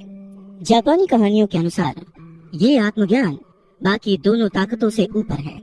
गरीब और मध्यम वर्गीय लोग अक्सर ही धन की ताकत से नियंत्रित होते हैं। वो सुबह सुबह उठते हैं और नौकरी करने के लिए भागम भाग मचा देते हैं, बिना खुद से ये पूछे कि क्या ऐसा करना समझदारी है। पैसे की समझ न होने के कारण ज्यादातर लोग पैसे की डरावनी ताकत को ये इजाजत दे देते हैं कि वो उन्हें काबू में कर ले। पैसा उन्हें कंट्रोल करने लगता है। इस इश्यू को ठीक करने के लिए अगर वो दर्पण की ताकत का इस्तेमाल करते तो वो खुद से ये सवाल जरूर पूछते कि क्या ऐसा करना समझदारी है। बहुत बार हम अपनी अंदरूनी समझदारी पर भरोसा करने के बजाय भीड़ के साथ साथ चलने लगते हैं। कोई काम इसलिए करते हैं क्योंकि बाकी सब भी ऐसा कर रहे हैं। सवाल पूछने के बजाय हम नकल करने लगते हैं। अक्सर नासमझी के कारण वही दोहराने लगते हैं जो हमें सिखाया गया है। और इस तरह के विचार कि आपका घर आपका सबसे बड़ा एसेट है, आपका घर आपका सबसे बड़ा निवेश है, अगर आप ज्यादा कर्ज लेते हैं तो आपको टैक्स में ज्यादा छूट मिलेगी, अच्छी नौकरी, सुरक्षित नौकरी खोजो, गलतियां मत करो, वगैरह वगैरह। तो ऐसी चीजें हम भीड़ की बात सुनकर करने लग जाते हैं, खतरे नहीं उठाते। दूसरी जरूरी बात, ऐसा कहा जाता है कि ज्यादातर लोगों के लिए मौत से भी डरावनी चीज होती है भीड़ के सामने बोलना, उन्हें एड्रेस करना। मनोवैज्ञानिक कहते हैं कि बहुत सारे लोग कॉमन स्टेज पर बोलने से इसलिए डरते हैं क्योंकि उन्हें ये डर होता है कि कहीं उनकी बुराई होगी, लोग उनके ऊपर हंसेंगे, वो अकेले रह जाएंगे, लोग उनसे दूर हो जाएंगे। सबसे अलग होने का डर या अकेले रह जाने का डर ही वो सबसे बड़ा कारण है जिस वजह से बहुत सारे लोग अपनी समस्या, अपनी प्रॉब्लम्स को सॉल्व करने के नए नए तरीके नहीं ढूंढते, बस भीड़ के साथ चलते चले जाते हैं। इसीलिए रॉबर्ट टी कियोसाकी कहते हैं कि उनके रिच डैड की तरह ही उनके पुअर डैड ने भी उन्हें बहुत कुछ सिखाया है। और उनमें से एक जरूरी बात ये थी कि क्यों और किस तरह से जापानी लोग दर्पण की ताकत को, आईने की ताकत को सबसे ज्यादा इंपॉर्टेंस देते थे। क्योंकि जब इंसान आईने में खुद को देखता है तभी उसे सच्चाई का पता चलता है। और ज्यादातर लोग खतरा मत उठाओ इसलिए कहते हैं क्योंकि वो खुद से डरे हुए होते हैं। ये किसी भी चीज के बारे में कहा जा सकता है, जैसे खेल में, रिलेशनशिप्स में, करियर में, पैसों में, वगैरह वगैरह। और सबसे इम्पोर्टेंट बात यह कि आईने में देखकर आप खुद से झूठ बोल सकते हैं क्या? रॉबर्ट टी कियोसाकी इस बात का जिक्र यहाँ इसलिए करते हैं क्योंकि भीड़ के साथ चलने में और पड़ोसियों की नकल करने में, उनके ऐशो आराम की नकल करने में बहुत सारी दिक्कतें आती हैं। पैसों की समस्या पैदा हो जाती है। वो उनका तरीका है, वो उसे अफोर्ड कर सकते हैं, पर जब हम देखा देखी बिना सोचे समझे नकल करना शुरू कर देते हैं तो हम समस्याओं से घिर जाते हैं। और तब हमें जरूरत होती है आईने की, जो हमें ये बताए हमें क्या करना चाहिए। क्योंकि बेसिक रूल तो वही है, आप पैसे के गुलाम नहीं हैं। ऐसे काम करिए, ऐसे सोचिए, ऐसे बनिए कि पैसा आपका गुलाम हो, वो आपके लिए काम करे। जब भी बाजी लगाइए दिल और दिमाग की, ये जरूर सोचिए कि बात पैसों की है या फिर रिश्तों की। अमीर बनने का मतलब ये नहीं होता कि आप इमोशनलेस हो जाए। अमीर बनने का ये मतलब नहीं होता कि आप अपने रिश्तों को छोड़ दें। अमीर बनने का ये मतलब नहीं होता कि 24 घंटे आप सिर्फ फायदा उठाने की बात सोचें। अमीरी तो एक सोच है। रॉबर्ट टी कियोसाकी बहुत ही खूबसूरत एक अपना इंसिडेंट शेयर करते हैं कि उनके जो पुअर डैड थे, जो कि एक स्कूल में पढ़ाते थे, उन्होंने बहुत मेहनत करके पाई पाई जोड़कर एक घर बनाया था, जिसे वो हमेशा कहते थे कि ये मेरी संपत्ति है। रॉबर्ट टी कियोसाकी जब अपने रिच डैड की संगत में आए तब उन्होंने जाना कि संपत्ति और दायित्व में डिफरेंस क्या है, एसेट और लायबिलिटी में डिफरेंस क्या है। और तब वो हमेशा अपने डैड को बोलते, डैड ये जो आपने लिया है ये आपका एसेट नहीं, ये आपकी लायबिलिटी है। और इस बात पे वो दोनों घंटों बहस किया करते थे। और लायबिलिटी और एसेट के कॉन्सेप्ट को समझाने के लिए वो उन्हें वही सारी बातें एक्सप्लेन करते, जैसे कि एसेट वो होता है जो आपको कमा के देता है, जिसपे आपको और खर्च नहीं करना होता, और लायबिलिटी वो है जिसमें 75 तरह के खर्च होते हैं। हर महीने, हर हफ्ते, हर दिन कुछ ना कुछ आपकी जेब से जा ही रहा होता है। आगे रॉबर्ट टी कियोसाकी कहते हैं कि जब भी लोग उनसे बात बात पर बहस करते हैं कि उनका घर संपत्ति क्यों नहीं है, तो वो जानते हैं कि बहुत से लोग ये बात अपने दिमाग से नहीं, अपने दिल से कह रहे हैं, क्योंकि किसी के लिए भी अपना घर बनाना सबसे बड़ा सपना होता है और इसीलिए वो उसमें अपने पैसे लगाते हैं। अपने घर का मालिक होने से ज्यादा अच्छा कुछ भी महसूस नहीं होता है। पर दिल और दिमाग के बीच लायबिलिटी और एसेट्स के कॉन्सेप्ट को समझाने के लिए रॉबर्ट टी कियोसाकी एक और बात कहते हैं। वो इस तरह समझाते हैं कि मान लीजिए वो और उनकी पत्नी एक बड़ा सा घर खरीदते हैं, तो होगा क्या कि उसमें उनके बहुत सारे पैसे खर्च हो जाएंगे जो कि शायद फिजूल ही हो। हालांकि बहुत सारे लोग इस बात से अग्री नहीं करेंगे, सहमत नहीं होंगे, क्योंकि घर एक भावनात्मक चीज है, इमोशन है, और इमोशन हमेशा दिमाग पर भारी पड़ता है। जब भी लोग दिल से सोचते हैं तो दिमाग की बातें उन्हें गलत लगती हैं। पर फिर रॉबर्ट टी कियोसाकी आगे एक्सप्लेन करते हैं कि वो सही कैसे है और एक घर एसेट क्यों नहीं है। वो कहते हैं कि जब घर की बात आती है तो मैं ये बताना चाहता हूँ कि ज्यादातर लोग उस घर की कीमत चुकाने के लिए जिंदगी भर काम करते हैं। ज्यादातर लोग एक घर खरीदने के कुछ सालों बाद दूसरा घर खरीदते हैं और हर बार पहले मकान के लिए जो कर्ज वो लेते हैं उस पर उनके पास हर बार फिर से 30 साल का नया कर्ज आ जाता है। हालांकि लोगों को मॉर्टगेज पेमेंट पर ब्याज के लिए टैक्स में छूट मिलती है, पर वो अपने दीगर खर्चों के लिए टैक्स के बाद मिलने वाले रुपयों का उपयोग करते हैं। अपनी मॉर्टगेज पूरी तरह से चुकाने के बाद भी प्रॉपर्टी टैक्स। उनकी पत्नी के मम्मी डैडी को ये बात सुनकर बहुत धक्का लगा जब उनके घर का प्रॉपर्टी टैक्स $1000 प्रति माह तक पहुंच गया था, और ये तब हुआ था जब वो रिटायर हो चुके थे। $1000 बहुत बड़ी रकम होती है। अगर हम उसको इंडियन करेंसी में चेक करें तो शायद 70-80 हजार रुपए या शायद उससे भी ज्यादा, और ये तब हुआ था जब वो रिटायर हो चुके थे। इस बढ़ोतरी से उनका रिटायरमेंट के बाद का बजट जो है वो बिगड़ गया था और उन्हें अपना वो मकान छोड़ना पड़ा। अच्छा, एक और मिथ है कि घर की कीमत जो है हमेशा बढ़ती रहती है। ऐसा नहीं है। बहुत सारे ऐसे लोग हैं जिन्होंने कर्ज लेके घर खरीदा और वो घर उन्होंने जितने में खरीदा आज उसकी कीमत आधे से भी कम है। इन सब नुकसानों से ऊपर सबसे बड़ा नुकसान क्या है पता है? आपका लिक्विड कैश। वो लिक्विड कैश जो कि किसी सही जगह पर लग सकता था वो घर में फंस गया। अगर आपका सारा पैसा मकान में फंसा रहता है तो आपको ज्यादा कड़ी मेहनत करनी पड़ती है ताकि आपका खर्चा चलता रहे। इस दौरान आपकी संपत्ति वाले कॉलम में कोई बढ़ोतरी नहीं होती, मतलब आप और कोई एसेट नहीं बना पाते। अगर एक यंग पति पत्नी, यंग कपल शुरुआत में ही अपना पैसा अपने एसेट वाले कॉलम में लगाए तो उनके आगे के साल बहुत ही आराम से गुजरेंगे, खासकर उस समय जब वो अपने बच्चों को कॉलेज में भेजेंगे। इस दौरान उनकी संपत्ति भी बढ़ जाएगी और उनके खर्चे भी आराम से चलते रहेंगे। तो अगर कम शब्दों में समझे तो ये कि घर खरीदने का फैसला जो है ना वो बहुत ही खर्चीला होता है। इसके बजाय बेहतर ये होगा कि जल्दी ही इन्वेस्टमेंट पोर्टफोलियो बना लिया जाए। देखिए, घर खरीदने का असर किसी भी आदमी पर 3 तरह से पड़ता है। पहला, समय की बर्बादी, क्योंकि इस पूरे दौरान दूसरी संपत्तियों का मूल्य बढ़ चुका होता है। एक्स्ट्रा पूंजी की बर्बादी, एक्स्ट्रा पैसे की बर्बादी जिसे दोबारा निवेश किया जा सकता था, जबकि घर खरीदने के बाद आपको घर से सीधे जुड़े हुए बहुत से खर्च उठाने पड़ते हैं। तीसरा, शिक्षा की बर्बादी। अक्सर ऐसा होता है कि लोग ये मानते हैं कि उनके जो एसेट्स वाले कॉलम में, संपत्ति वाले कॉलम में उनका घर, बचत और रिटायरमेंट प्लान आते हैं। अब क्योंकि उनके पास इन्वेस्ट करने के लिए पैसा नहीं है इसलिए वो बिल्कुल भी इन्वेस्ट नहीं कर पाते। इस कारण उन्हें इन्वेस्टमेंट का अनुभव कभी मिल ही नहीं पाता।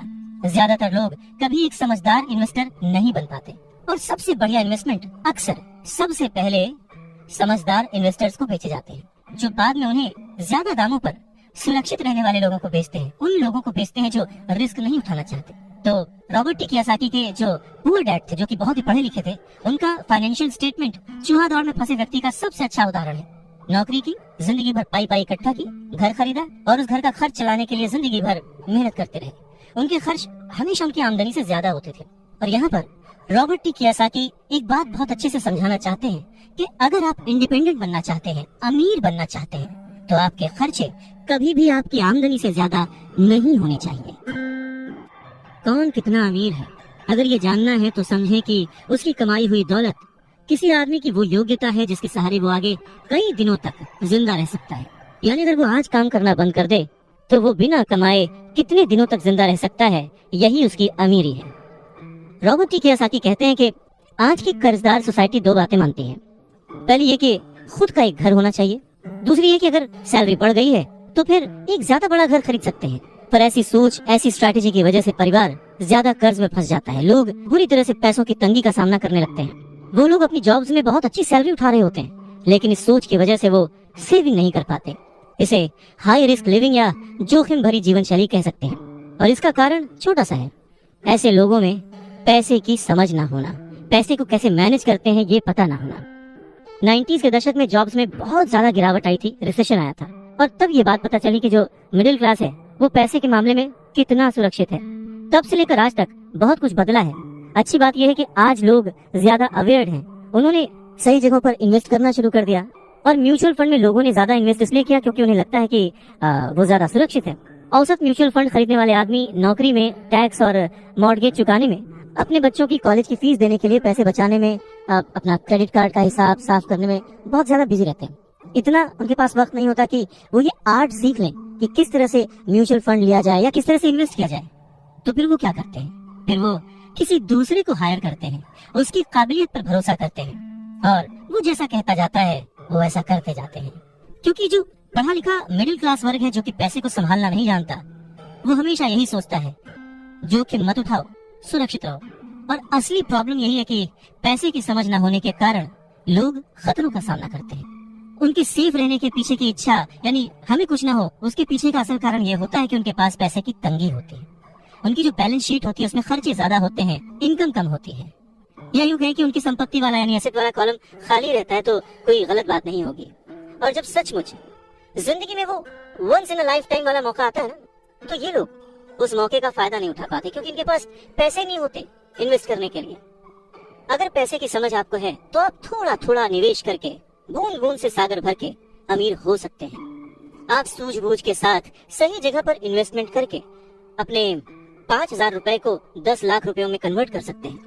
पर प्रॉब्लम सोच की है। ये जो गरीब वर्ग या मिडिल क्लास जो वर्ग है, वो ऐसे इन्वेस्टमेंट्स को बहुत ही जोखिम भरा मानता है।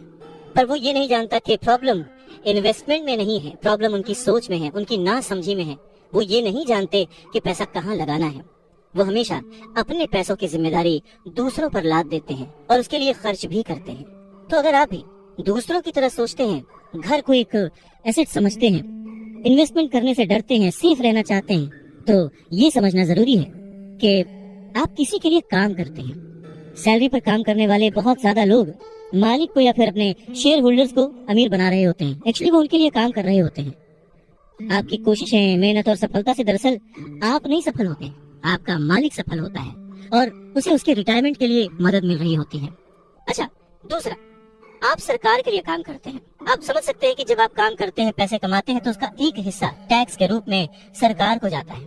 तीसरा, अगर आपके पास घर है जिसे आप अपना एसेट मानते हैं, जो कि दरअसल एक लायबिलिटी है, तो आप बैंक्स के लिए काम करते हैं।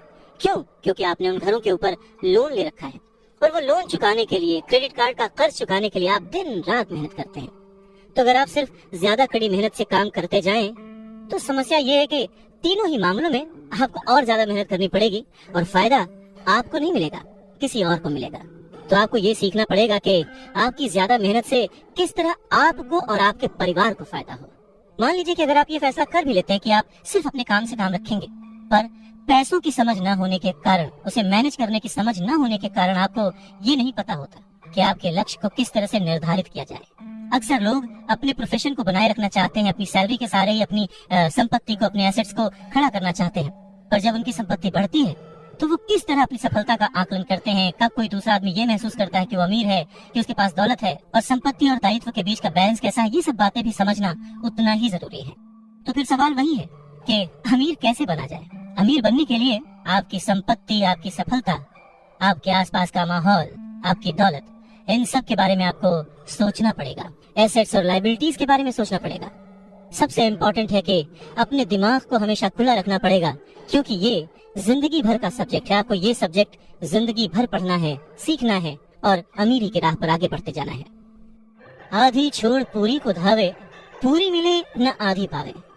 मुश्किल के दौर में, गरीबी के दौर में अपने आप को कैसे संभाला जाए, अपने आप को कैसे गरीबी से उबारा जाए, इस बात को समझाने के लिए रॉबर्ट टी कियोसाकी बहुत ही अच्छा एग्जाम्पल देते हैं। वो कहते हैं कि एक दिन कर्ज लेने के लिए, क्योंकि उनकी माली हालत खराब हो गई थी, तो उन्होंने अपने नए गोल्फ क्लब, आर्ट कलेक्शन, किताबें, स्टूडियो, टेलीविजन उनके महंगे कपड़े, घड़ियां, जूते और बहुत सारे ऐसी चीजें लोन वाले पेपर में जो संपत्ति वाला कॉलम होता है उसमें लिख दिया, एसेट्स में लिख दिया और भेज दिया।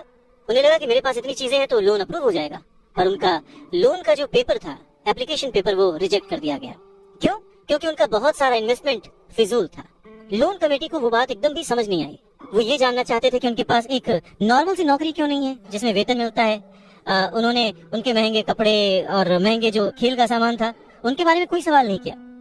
जिंदगी में कई बार ऐसी कठिनाइयां आती हैं जब आप स्टैंडर्ड प्रोफाइल में फिट नहीं होते हैं।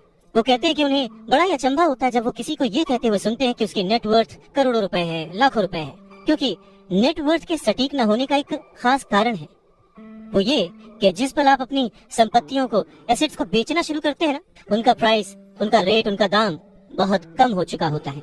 ऊपर से उन पर आपको टैक्स भी चुकाना पड़ता है और इतनी सारी चीजें आपको पैसे के संकट में डाल देती हैं, गरीबी में फंसा देती हैं। पैसा इकट्ठा करने के लिए वो अपनी प्रॉपर्टीज बेचते हैं, एसेट्स बेचते हैं। पहले तो वो अपनी पर्सनल प्रॉपर्टीज बेचते हैं जो कि सच कहे तो बहुत ही कम बिकती हैं, और अगर बिकती भी है तो उस पर टैक्स होता है। तो इस तरह से एक बार फिर से सरकार फायदे में से अपना हिस्सा ले लेती है, बैंक अपना हिस्सा ले लेता है और जो काम कर रहा होता है वो कर्ज में डूब जाता है। तो सीख यही है कि इन सारी चीजों में फंसने के बजाय अपने काम से काम रखिए, जो कर रहे हैं वो करते चलिए, कुछ भी छोड़िए नहीं, पर हाँ थोड़ी एक्स्ट्रा मेहनत करके, थोड़ी एक्स्ट्रा समझदारी से, फाइनेंशियल लिटरेसी से पैसों को यूज करने का, पैसों को इन्वेस्ट करने का हुनर सीखिए। थोड़ा थोड़ा करके एसेट्स बनाते जाइए, पर हाँ ऐसी चीजों को खरीदने से बचिए जिनकी कीमत एक बार घर लाने पर कम हो जाती है, क्योंकि ये चीजें कभी भी एसेट्स नहीं हो सकती। गरीबी से बचने का एक दूसरा तरीका ये है कि अपने खर्च कम कर लें, अपनी रिस्पॉन्सिबिलिटीज को और घटा लें और मेहनत ज्यादा करना शुरू कर दें, जिससे इनकम ज्यादा हो। अब बहुत सारे लोगों को इस बात में कंफ्यूजन हो सकती है कि सही जगह निवेश करने का क्या मतलब है, सही इन्वेस्टमेंट क्या है। तो रॉबर्ट टी कियोसाकी कहते हैं कि ऐसा काम करें जिसमें आपकी मौजूदगी की जरूरत ना हो। स्टॉक्स, बॉन्ड खरीदें, म्यूचुअल फंड खरीदें, आमदनी देने वाले रियल एस्टेट में खर्च करें, अपने आप को ग्रूम करने में पैसे खर्च करें, एजुकेशन में जैसे कि म्यूजिक, लिखना, पेटेंट, स्पोर्ट्स और ऐसी हर चीज जो कीमती है जिसे खरीदने के बाद आपको पैसे मिलते हैं, ना कि आपको उसमें पैसे लगाने पड़ते हैं, उस हर चीज में आप इन्वेस्ट कर सकते हैं। सबसे जरूरी बात, आप जहाँ भी इन्वेस्ट करते हैं हमेशा ध्यान रखें कि उस इन्वेस्टमेंट से आपको प्यार हो। जैसे कि रॉबर्ट टी कियोसाकी को इमारतों से और जमीन से प्यार था, तो उन्होंने बहुत सारा इन्वेस्टमेंट रियल एस्टेट में किया। जब पैसे खर्च ही नहीं करने हैं तो फिर कमाएं क्यों, और ऐसी अमीरी का क्या फायदा? ये सवाल हम सभी के मन में आ सकता है। इस बात पर रॉबर्ट टी कियोसाकी कहते हैं कि ये सिर्फ सोच का अंतर है। जो अमीर आदमी होता है वो भी ये चीजें खरीदता है, वो विलासिता की चीजें खरीदता है, लेकिन सबसे बाद में। पहले वो ये देखता है कि क्या करने से उसे फायदा हो सकता है और किस चीज की उसे सबसे ज्यादा जरूरत है। वही उल्टा जो मिडिल क्लास आदमी है या गरीब आदमी है, वो थोड़ा सा पैसा आने पर भी सबसे पहले वो अपने शौक पूरे करता है। घर, हीरे, ज्वेलरी, गाड़ियां, कुछ भी खरीद लेता है। अमीर आदमियों के पास भी ये सब होता है, पर फर्क सिर्फ इतना है कि वो उधार के दलदल में नहीं फंसते।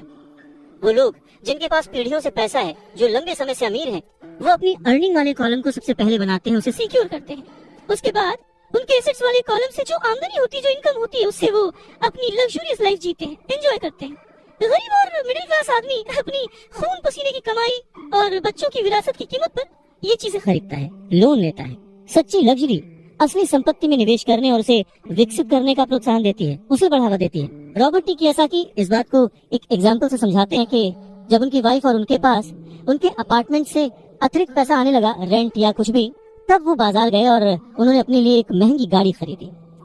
इसमें जरा सी भी मेहनत नहीं लगी या जोखिम नहीं था, क्योंकि वो पैसा उन्होंने अपनी सेविंग से नहीं बल्कि अपार्टमेंट हाउस के इनकम से खरीदा था। पर इसके लिए उन्होंने 4 साल तक इंतजार किया, पेशेंस के साथ थोड़ा थोड़ा पैसा इकट्ठा करते रहे, और जब रियल एस्टेट पोर्टफोलियो बढ़ा तो आखिरकार वो उन्हें इतना पैसा दे गया कि एक महंगी कार खरीदी जा सके। ज्यादातर लोग अक्सर इच्छा जागने पर बिना सोचे समझे जाते हैं और कर्ज पर कार या कोई और चीज खरीद लाते हैं। हो सकता है कि वो अपनी जिंदगी से ऊब चुके हों या उन्हें सिर्फ एक नए खिलौने की जरूरत हो, पर कर्ज पर ऐसी चीज खरीदने से देर सवेर वो आदमी उस चीज से चिढ़ने लगता है, उसका इंटरेस्ट खत्म हो जाता है, उसके उसमें मजा नहीं आता, क्योंकि उस चीज को खरीदने के लिए जो कर्ज लिया गया है वो उस आदमी के सर पर भार बन जाता है। अगर एक बार आप अपने बिजनेस को बनाने, उसमें इन्वेस्ट करने का समय निकाल लेते हैं तो फिर आप उसमें जादू की छड़ी भी घुमा सकते हैं। जो अमीरों का सबसे बड़ा राज है। और ये राज अमीरों को भीड़ से अलग रखता है, या यूं कहें कि भीड़ से आगे रखता है। जो अपने काम से काम रखते हैं, अपने काम में फोकस्ड रहते हैं, और ये उन्हीं को मिलता है जो अपने काम में पूरा मन लगाते हैं, अपने काम से काम रखते हैं, वो लोग अमीर बन जाते हैं। अगर मिल के चला जाए तो तूफानों को भी शिकस्त दी जा सकती है। रॉबर्ट टी कियोसाकी अपने बचपन का एक किस्सा सुनाते हैं। कहते हैं कि मुझे याद है, हमें स्कूल में रॉबिन हुड और उनके सुखी गिरोह की कहानी बताई गई थी। मेरे स्कूल टीचर का मानना था कि ये केविन कॉस्नर की तरह के एक रोमांटिक हीरो की अद्भुत कहानी है जो अमीरों को लूटता था और गरीबों में बांट देता था। तो मेरे रिच डैड की नजर में रॉबिन हुड हीरो नहीं था, वो उसे बदमाश मानते थे। रॉबिन हुड को गुजरे हुए तो लंबा समय गुजर चुका है, परंतु उसके जो मानने वाले हैं, जो उसके फैंस हैं, वो आज भी जिंदा हैं। न जाने कितनी बार मैंने लोगों को ये कहते सुना है कि अमीरों को और ज्यादा टैक्स देना चाहिए और उसे गरीबों में बांट देना चाहिए। रॉबिन हुड का ये जो थॉट था, अमीरों से लेकर गरीबों में बांट दिया गया। गरीब और मिडिल क्लास लोगों के लिए ये सबसे ज्यादा दुख का कारण है। इसी रॉबिन हुड आदर्श के कारण मिडिल क्लास पर टैक्स का इतना भारी बोझ लदा हुआ है। और सच्चाई तो ये है कि अमीरों पर टैक्स लगता ही नहीं है। गरीबों की भलाई के लिए जो पैसा लगता है वो मिडिल क्लास से आता है, खासकर पढ़े लिखे और ऊंची आमदनी वाले मिडिल क्लास से। पर टैक्स के बारे में अगर हम पूरी तरह से समझना चाहें तो हमें थोड़ा सा इतिहास में, हिस्ट्री में जाना पड़ेगा। रॉबर्ट टी कियोसाकी बताते हैं कि उनके रिच डैड ने बताया था कि इंग्लैंड और अमेरिका में पहले कोई टैक्स नहीं लगते थे। कभी कभार जो वॉर्स होती थी, युद्ध होते थे, उनका खर्च जुटाने के लिए टैक्स जरूर लगाए जाते थे, जिसके लिए किंग या फिर प्रेसिडेंट सिर्फ कह भर देते थे और हर आदमी उसकी बात मानकर अपना सहयोग अपनी इच्छा से देता था। बाद में सन 1874 में इंग्लैंड ने इनकम टैक्स को अपने सिटीजन्स पर लागू कर दिया और 1913 में कॉन्स्टिट्यूशन के 16वें संशोधन के बाद अमेरिका में भी इनकम टैक्स जो है वो लागू हो गया। एक समय था जब अमेरिकी लोग टैक्स विरोधी हुआ करते थे, पर धीरे धीरे लगभग 50 सालों के बाद लोगों ने वो एक्सेप्ट कर लिया। इसमें एक और बात थी, शुरुआत में ये जितने भी टैक्स थे ये सिर्फ अमीरों पर लगाए गए थे। तो रिच डैडी चाहते थे कि माइक और वो इस बात को ना भूलें, और उन्होंने ये बात साफ कर दी थी कि टैक्स का जो थॉट है वो लोकप्रिय बना ही इसीलिए कि लोगों को लगता था कि इससे अमीरों को सजा दी जाती है और मिडिल क्लास और गरीबों को मदद मिलती है। पर वक्त ने इस बात को पलट दिया और आज गरीब भी टैक्स का मारा हुआ है और मिडिल क्लास भी। या यूं कहें कि सबसे ज्यादा जो टैक्स का मारा हुआ है वो है middle class. Robert T Kiyosaki आगे कहना जारी रखते हैं, एक बार सरकार को टैक्स मिल गया तो उन्हें उसके फायदे नजर आ गए और उनकी भूख बढ़ गई। रिच डैडी ने रॉबर्ट टी कियोसाकी को आगे समझाते हुए कहा कि अमीरों ने वक्त के साथ साथ कॉर्पोरेशन की ताकत को समझा। एकजुट होकर उन्होंने इस टैक्स को पलट दिया और सारा बोझ उन लोगों के ऊपर डाल दिया जिन लोगों ने कभी इसके सपोर्ट में वोट दिया था, यानी कि गरीब और मिडिल क्लास लोग। और इसके पीछे की सबसे वजह अमीरों का पैसा नहीं था, उनकी समझ थी, उनकी जानकारी थी, उनकी अवेयरनेस थी। उन्होंने अपने पैसे को बचाने के लिए संविधान को समझा, रूल्स को समझा और फिर उनमें कमियां निकाली और फिर किस तरह से उनसे बचा जाए ये सब देख परख के कॉर्पोरेशन का सहारा लिया और वो उसमें सफल भी हुए। अमीरों और गरीबों के बीच ये लड़ाई सदियों से चलती आ रही है। अमीरों से वसूलों का जो नारा लगाने वाली भीड़ थी वो हमेशा अमीरों के खिलाफ रही और ऐसी लड़ाइयां तब छिड़ती हैं जब किसी एक विशेष वर्ग को ध्यान में रखकर कानून बनते हैं। और ये लड़ाई कब खत्म होगी ये कहा नहीं जा सकता। समस्या यह है कि जो लोग हारते हैं उनमें समझ की कमी है, पर वो ये मानते नहीं। हारने वाले लोग वो हैं जो हर सुबह उठकर तैयार होते हैं और अपनी नौकरी में कड़ी मेहनत करते हैं और उस पर टैक्स भी देते हैं। अगर वो ये समझ पाते कि अमीर लोग किस तरह से पैसे का खेल खेलते हैं तो वो भी इस खेल को उसी तरह से खेल सकते थे। फिर वो भी गरीबी से आजाद हो सकते थे, पैसे के मालिक हो सकते थे और अमीर बन सकते थे। रिच डैड कहते हैं कि इसीलिए मुझे बिल्कुल अच्छा नहीं लगता कि जब कोई अपने बच्चे को ये सलाह देता है कि खूब पढ़ो और नौकरी करो। जिस कर्मचारी में पैसे की समझ नहीं है वो बच नहीं सकता। समाज उसके पैसे को हड़प लेगा और उसे गरीबी की ओर धकेल देगा। कहते हैं ना कि उस देने वाले ने तो कोई कमी ना की, अब किसको क्या मिला ये मुकद्दर की बात है। और ये जो मुकद्दर है ये हम अपनी सोच से, अपनी नॉलेज से, अपनी अवेयरनेस से बदल सकते हैं। अमीरी और गरीबी में सिर्फ सोच और समझ का ही फासला है। न हारना जरूरी है न जीतना जरूरी है, अरे ये जीवन का खेल है, इसे खेलना जरूरी है। रॉबर्ट टी कियोसाकी कहते हैं कि पैसे कमाना भी खेल ही है। अगर आप इसे खेल की तरह एंजॉय करेंगे तो आप और ज्यादा रिच होते जाएंगे। हर हफ्ते वो निवेश करते हैं और कभी हारते हैं कभी जीतते हैं। जब जीतते हैं तो उस निवेश को अगले हफ्ते के लिए सेव कर लेते हैं और जब हारते हैं तो खुद से जीतने वाले की आंख में आंख डालकर कहते हैं ठीक है, अगले सैटरडे फिर मिलते हैं। रॉबर्ट टी कियोसाकी की बात से ये समझ में आता है कि पैसा कमाना भी खेल जैसा ही है। अगर आप उसे एंजॉय करते हैं, उसके पीछे नहीं भागते हैं, तो आप धीरे धीरे इस सीढ़ी पर ग्रो करेंगे और जल्द ही अमीर बन जाएंगे। इंसान गलतियां करता है और उन गलतियों से सीखता है। अमीर बनना भी कुछ वैसा ही है। कभी आप गलती करते हैं और हार जाते हैं, कभी आप उस गलती को सुधारते हैं और जीत जाते हैं। वैसे बचपन से जवानी तक जब भी हम स्कूल में पढ़ते हैं या हमारे आसपास भी, बच्चों को गलतियां करना अलाउड नहीं होता। उन्हें कहा तो जरूर जाता है कि आप गलती कर सकते हैं, पर जैसे ही बच्चा गलती करता है उसे टोक दिया जाता है, उसे रोक दिया जाता है, उसे डांटा जाता है और धीरे धीरे हमारे मन में ये धारणा बन जाती है कि गलती करना इज नॉट अलाउड। पर अगर देखा जाए, हम इंसान गलती करके ही सीखते हैं। हमने आज तक जो कुछ भी अचीव किया है, अपनी गलतियों से अचीव किया है। इसी बात को आगे बढ़ाते हुए रॉबर्ट टी कियोसाकी कहते हैं कि इन्वेस्टर्स दो तरह के होते हैं। पहले वो जो नॉर्मल इन्वेस्टर्स होते हैं, जो एक पैकेज में निवेश करते हैं, रिटेल आउटलेट में फोन करते हैं, जैसे एक रियल एस्टेट कंपनी या स्टॉक ब्रोकर या फाइनेंशियल प्लानर को, और फिर वो कुछ छोटा छोटा खरीद लेते हैं। ये एक म्यूचुअल फंड, स्टॉक या बॉन्ड हो सकता है। ये निवेश का एक अच्छा और साफ सुथरा तरीका है और आसान भी है। ये उसी तरह की खरीदारी होगी जैसे कि कोई कस्टमर कंप्यूटर स्टोर में जाकर शेल्फ पर रखे कंप्यूटर को खरीद ले। वही दूसरे तरह के जो इन्वेस्टर्स होते हैं, वो अपने इन्वेस्टमेंट को बनाते हैं। वो किसी दूसरे से नहीं खरीदते, वो अपना इन्वेस्टमेंट खुद बनाते हैं।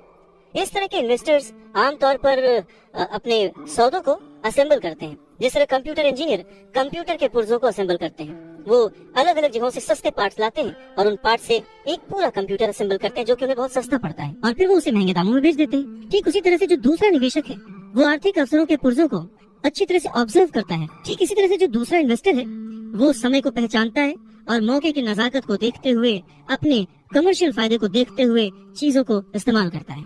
और जो दूसरे किस्म का इन्वेस्टर है, सच में वही प्रोफेशनल इन्वेस्टर होता है। अमीर बनने की राह में, रिच बनने की राह में ये जानना बहुत जरूरी है कि किस समय पर क्या एक्शन लिया जाए जिससे आपकी किस्मत बदल जाए और आपको नुकसान भी ना हो। अगर आप दूसरे किस्म के इन्वेस्टर बनना चाहते हैं, तो आपको खास तौर से इन 3 क्वालिटीज को अपने अंदर इम्प्रूव करना होगा, क्योंकि फाइनेंशियल इंटेलिजेंस के अलावा इन क्वालिटीज की भी जरूरत होती है। पहला, किस तरह ऐसे मौके को खोजें जो दूसरों को दिखाई नहीं देता। दूसरे लोग अपनी आंखों से उस मौके को नहीं देख पाते, पर आप अपने दिमाग से और अपने एक्सपीरियंस से उन मौकों को देख सकते हैं। एग्जाम्पल के लिए रॉबर्ट टी कियोसाकी के एक दोस्त ने एक पुराना घर खरीदा जो देखने में बुरा था। हर एक को हैरत थी कि उसने इसे खरीद क्यों लिया, पर दूसरे जो नहीं देख पाए थे वो उनके दोस्त ने देख लिया था, और वो था घर के साथ 4 खाली जमीन के टुकड़े। घर खरीदने के बाद उसने उसे तोड़ा और उन 5 प्लॉट्स को मिलाकर बिल्डर को बेच दिया। इस सारी डील में उसे जो उसने पैसा लगाया था वो तो मिला ही, उसके ऊपर से 3 गुना रकम और मिली। उसने सिर्फ 2 महीने के काम में लाखों रुपए कमा लिए, जो कि उनके लिए बहुत ज्यादा नहीं थी, पर फिर भी देखा जाए कि उन 2 महीनों की मेहनत में अगर वो जॉब में होता तो कितना कमाता वर्सेस उसने इस डील से जो कमाया। दूसरा पॉइंट, पैसा किस तरह से इकट्ठा किया जाए। औसत आदमी बैंक जाता है, पर इस दूसरे किस्म के इन्वेस्टर को ये पता होना चाहिए कि पैसा किस तरह जुटाया जाए और बिना बैंक जाए, बिना लोन लिए किस तरह से पैसा इकट्ठा किया जाए। रॉबर्ट टी कियोसाकी कहते हैं कि उन्होंने भी ये सीखा कि बिना बैंक की मदद लिए घर कैसे खरीदे जा सकते हैं। घर खरीदना बहुत इंपॉर्टेंट नहीं है, पर पैसा इकट्ठा करना बहुत इंपॉर्टेंट है और बहुत ही रेयर आर्ट है। अक्सर वो लोगों को ये कहते सुनते हैं कि बैंक मुझे लोन नहीं दे रहा, या मेरे पास इसे खरीदने के लिए पैसे नहीं है। अगर आप दूसरे किस्म के इन्वेस्टर बनना चाहते हैं, तो आपको ये सीखने की जरूरत है, क्योंकि ज्यादातर लोग सिर्फ इसीलिए सौदे नहीं कर पाते क्योंकि उनके पास पैसा ही नहीं होता। तो अगर आप इस प्रॉब्लम को पार कर सकते हैं, तो आप एक सच्चे इन्वेस्टर हो सकते हैं और बहुत प्रॉफिट कमा सकते हैं। तीसरा पॉइंट, किस तरह से स्मार्ट लोगों को इकट्ठा किया जाए। ऐसे लोग बहुत समझदार होते हैं जो या तो अपने से ज्यादा समझदार लोगों के साथ काम करते हैं या फिर उन्हें अपने साथ काम पर रख लेते हैं। जब भी आपको सलाह की जरूरत होगी ना, तो यही समझदार लोग आपके सलाहकार का काम करेंगे। तो सीखने के लिए बहुत कुछ है, पर हाँ, अगर आपने मन लगाकर सीखा तो आपको उसके फायदे भी बहुत मिलेंगे। पर हाँ, अगर आपके अंदर इतनी इच्छा नहीं है, आप इतना टाइम नहीं दे सकते, आप उतने अमीर नहीं बनना चाहते, तो फिर आपको पहले किस्म का ही इन्वेस्टर बने रहना चाहिए। आप तो जानते हैं, वही आपकी सबसे बड़ी पूंजी है। आप जो नहीं जानते, वही आपका सबसे बड़ा जोखिम है। जोखिम तो हमेशा रहता है, इसीलिए इससे बचने के बजाय इसे मैनेज करना सीखें, तभी आप तरक्की कर पाएंगे और अमीर बन पाएंगे। जब जिंदगी आपको नींबू थमाए, तो जल्दी से शरबत बना लो और पी लो। अवसर पहचानना किसी भी इन्वेस्टर की सबसे बड़ी क्वालिटी होती है। फाइनेंशियल बुद्धि का मतलब है ज्यादा विकल्प होना। अगर अवसर आपके सामने आ ही नहीं रहे हैं तो फिर आप अपनी गरीबी को सुधारने के लिए और क्या कर सकते हैं? अगर कोई अवसर आपकी झोली में आकर गिर जाए पर आपके पास पैसा ही नहीं है और आप उसमें इन्वेस्ट ही नहीं कर सकते, ऊपर से बैंक वाले आपको उधार नहीं दे रहे, आप पैसे का कहीं से इंतजाम नहीं कर पा रहे, तो फिर उस मौके का आप फायदा कैसे उठा सकते हैं? मान लीजिए अगर आपका अनुमान जो है वो गलत हो जाए और अगर आप जिसकी उम्मीद करते हैं वो नहीं हो, तो फिर आप क्या करेंगे? कैसे एक छोटी सी चीज को लाखों में बेचेंगे? अगर ये करना आपको आता है तो इसे ही कहते हैं फाइनेंशियल बुद्धि, यानी फाइनेंशियल इंटेलिजेंस। ज्यादा मतलब नहीं इस बात से। एग्जाम्पल लेते हैं कि एक नींबू है और उसको लाखों में बेचना है, तो लाखों में बदलने के लिए कितनी अलग अलग तरह से आप उसको यूज कर सकते हैं। इसका मतलब है कि आप अपनी पैसे की समस्याओं को सुलझाने में कितने क्रिएटिव हैं। ज्यादातर लोग केवल एक समाधान जानते हैं, नींबू निचोड़ो और शरबत बना के पी लो, यानी कि कड़ी मेहनत करो, बचत करो और उधार लो। तो आपको अपनी फाइनेंशियल बुद्धि क्यों बढ़ानी चाहिए? रॉबर्ट टी कियोसाकी कहते हैं, क्योंकि आप उस तरह के इंसान होना चाहते हैं जो अपनी किस्मत खुद लिखता हो। आप जो हो रहा है उसे होने देते हैं और उसे बेहतर में बदलने की ताकत रखते हैं। ऐसे बहुत कम लोग ये बात समझ पाते हैं कि किस्मत भी हम ही लिखते हैं। जिस तरह की पैसा बनाया जाता है, अगर आप ज्यादा किस्मत वाले होना चाहते हैं और ज्यादा पैसा बनाना चाहते हैं तो बहुत कड़ी मेहनत करने के अलावा आपको अपनी फाइनेंशियल बुद्धि को भी तैयार करना होगा, सीखना होगा। अगर आप इस तरह के आदमी हैं जो सही चीज होने का इंतजार करता है, तो शायद आपको बहुत लंबे समय तक इंतजार करना पड़ सकता है। ये तो बस उसी तरह की बात हो गई कि आप गैरेज से गाड़ी निकालने के पहले ये डिसाइड करना चाहते हैं कि भाई अगले 5 मील तक सभी स्ट्रीट लाइट्स ठीक रहेंगी, बर्फ नहीं गिरेगी, एक्सीडेंट नहीं होगा, वगैरह वगैरह। ये चीजें आपके कंट्रोल में नहीं है। आपके कंट्रोल में है सिर्फ गाड़ी चलाना। ठीक उसी तरह से आपके कंट्रोल में है अपने प्लान्स बनाना, अपनी समझ और सूझबूझ का इस्तेमाल करते हुए। जिस काम से आप एक महान इंसान बन सकते हैं, एक अमीर इंसान बन सकते हैं, क्या वो काम आप चंद पैसों के लिए करेंगे? नहीं ना। सीखने के लिए काम करें, पैसों के लिए नहीं। रॉबर्ट टी कियोसाकी एक घटना का जिक्र करते हैं। कहते हैं कि 1995 में मैंने सिंगापुर के अखबार में इंटरव्यू दिया। अब युवा महिला रिपोर्टर बहुत ही टाइम पे आ गई और इंटरव्यू शुरू हो गया। हम एक बहुत ही बड़ी सी होटल की लॉबी में कॉफी पी रहे थे और मेरा जो सिंगापुर जाने का रीजन था उसके बारे में डिस्कशन कर रहे थे। तभी उस रिपोर्टर ने मुझसे कहा, एक दिन मैं भी आपकी तरह एक बेस्ट सेलिंग लेखक बनना चाहती हूँ। मैंने उसके कई राइटअप्स और लेख पढ़े थे और उनसे प्रभावित भी था। वो बहुत अच्छा लिखती थी, बहुत ही साफ। तो मैंने उसे कहा, बिल्कुल आप कर सकती हैं, क्योंकि आप जो लिखती हैं वो बहुत ही बढ़िया है। वैसे कौन सी चीज है जो आपको आपके सपनों को पाने से रोक रही है?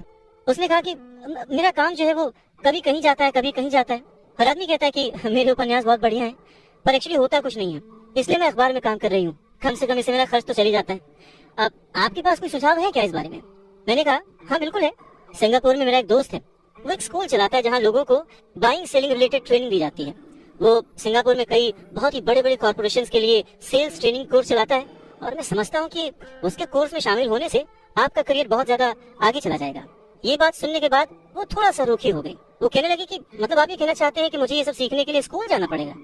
तो मैंने हाँ कह के सिर हिलाया और फिर उसे इस बात पर विश्वास ही नहीं हुआ कि मैं सचमुच उसे स्कूल जाने के लिए कह रहा हूँ। मैंने उसे कहा कि इसमें गलत ही क्या है, पर तब मुझे रियलाइज हुआ कि मुझे अपने शब्द वापस ले लेने चाहिए। उसे मेरी किसी बात का बुरा लग गया था शायद, और अब मैं सोच रहा था कि कितना अच्छा होता अगर मैंने उसे कुछ भी सुझाव नहीं दिया होता। उसकी मदद करने की कोशिश में मैंने वो सुझाव दिया था और अब मुझे खुद ही बुरा लग रहा था। उसने कहा कि मेरे पास इंग्लिश लिटरेचर में मास्टर्स डिग्री है, मैं सेल्समैन बनना सीखने के लिए स्कूल क्यों जाऊँ?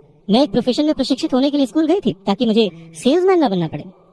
अब वो अपना ब्रीफकेस ताकत से बंद कर रही थी और इंटरव्यू खत्म हो चुका था और उसकी बॉडी लैंग्वेज से पता लग रहा था कि वो नाराज थी। वहीं कॉफी टेबल पर मेरी एक बेस्ट सेलिंग बुक रखी हुई थी। मैंने उसे उठाया और उस लेडी के द्वारा लिखे गए नोट्स को भी अपने दूसरे हाथ में रखा। मैंने उसे कहा कि क्या आप इसे देख सकती हैं?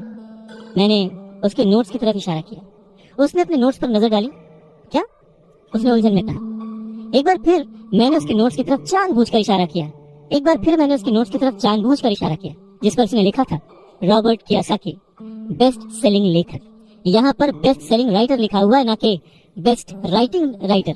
तब उसे मेरी बात समझ में आई। लहरों से डर करके नौका पार नहीं होती, कोशिश करने वालों की हार नहीं होती। रॉबर्ट टी कियोसाकी कहते हैं कि जब आप रिच बनने की सोचते हैं, रिच बनने की ठानते हैं, अमीर बनने की कोशिश करते हैं, तो बहुत सारी बाधाओं को पार करना पड़ता है। तो उनके अनुसार अमीरी की राह में ऐसी 5 बाधाएं हैं जो लोगों को रोकती हैं आगे बढ़ने से। पहला कारण है डर। पैसा खोने के डर से पार पाना। रॉबर्ट टी कियोसाकी कहते हैं कि वो अपनी जिंदगी में ऐसे न जाने कितने अमीर लोगों से मिले हैं जिन्हें पैसे का नुकसान हुआ है, पर वो फिर भी अमीर हैं। पर ऐसे एक भी गरीब इंसान से नहीं मिले हैं जिसने अपनी एक दमड़ी भी खोई है अमीर बनने की राह में, इन्वेस्टमेंट की राह में। पैसा खो जाने का डर बहुत ही नेचुरल है, बहुत ही स्वाभाविक है। ये हर इंसान को होता है, अमीरों को भी होता है, गरीबों को भी होता है। पर प्रॉब्लम डर नहीं है, प्रॉब्लम है कि आप इस डर का सामना किस तरह से करते हैं। पैसा खोने के बाद की स्थिति से, उसकी सिचुएशन से किस तरह से बाहर आते हैं, आप अपनी असफलताओं को किस तरह से ट्रीट करते हैं, ये आपकी लाइफ में बहुत इंपॉर्टेंट है। ये आपकी लाइफ में केवल पैसे के बारे में नहीं है, बल्कि हर चीज के बारे में है। एक अमीर आदमी और एक गरीब आदमी के बीच का जो अंतर होता है वो बस यही होता है कि अमीर आदमी अपने डर से किस तरह से जीतता है और गरीब आदमी अपने डर से किस तरह से हार जाता है। लोगों के पैसा खोने का डर ठीक वैसा ही है जैसे कि मोटरसाइकिल से गिरने पर चोट लगने का डर। उस चोट लगने के डर से ज्यादा एक्साइटमेंट आपको उस बाइक को चलाने का होता है, और उसी एक्साइटमेंट में, उसी खुशी में आप बाइक चलाना सीख लेते हैं। ठीक वैसे ही पैसे के खोने के डर से ज्यादा उसे अर्न करने की खुशी अगर आपको हो तो आप धीरे धीरे प्लान वे में एसेट्स पर ध्यान देंगे, उन्हें खरीदेंगे और एक वक्त पर अमीर बन जाएंगे। मैं अकेला ही चला था जानिबे मंजिल, मगर लोग यूं जुड़ते गए और कारवां बनता गया। रॉबर्ट टी कियोसाकी कहते हैं कि पैसा मेरे लिए काम करे और मैं पैसे के लिए काम ना करूं। मेरा ये पहला सबक दरअसल ताकत के बारे में है। अगर आप पैसे के लिए काम करते हैं तो आप ताकत को अपने बॉस के हाथ में दे देते हैं, या आप जिसके लिए काम कर रहे होते हैं आप अपनी आजादी उसके हाथ में दे देते हैं। अगर आपका पैसा आपके लिए काम करता है तो आप अपने पैसे के, अपने काम के, अपनी जिंदगी के खुद मालिक होते हैं। एक बार हमें हमारे लिए काम करने वाले पैसे की ताकत का ज्ञान हो जाए, फिर हमें पैसे के लिहाज से स्मार्ट हो जाना चाहिए और हमें डराने वाले लोगों से निपटने के लिए रास्ते ढूंढ लेने चाहिए। पर ऐसा करने के लिए आपको कानून की समझ होनी चाहिए, अपने आसपास की समझ होनी चाहिए, मार्केट में क्या चल रहा है इस बात की समझ होनी चाहिए, और सिस्टम कैसे काम करता है इसकी भी समझ होनी चाहिए। अगर आप अवेयर नहीं है, मतलब नॉलेजेबल नहीं है, ज्ञानी है, आप केयरलेस हैं, अपनी चीजों को समझना नहीं चाहते, तो आपको बड़ी आसानी से डराया और हराया जा सकता है। अगर आप जानते हैं कि आप क्या बात कर रहे हैं और मुसीबत कैसी है, उसे कैसे सॉल्व किया जाए, तो आपको आसानी से डराया नहीं जा सकता।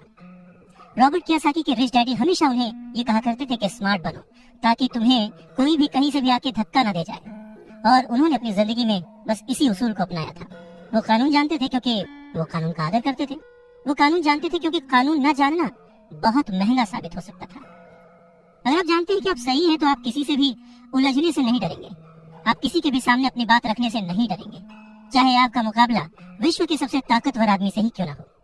तो रॉबर्ट टी कियोसाकी के जो पुअर डैड थे वो हमेशा उन्हें मोटिवेट करते थे कि वो कुछ भी करके एक अच्छी सी नौकरी कर लें, कॉर्पोरेशन में किसी ऊंचे पद पर चले जाएं। और यही बात जब रॉबर्ट टी कियोसाकी ने अपने रिच डैड से शेयर की तो वो हंसे और उन्होंने कहा कि उस कॉर्पोरेट लैडर पर चढ़ने की बजाय क्यों ना उसका मालिक ही बन जाया जाए। बचपन में रॉबर्ट टी कियोसाकी को ये समझ नहीं आया था कि कॉर्पोरेशन के मालिक होने से रिच डैड का क्या मतलब था।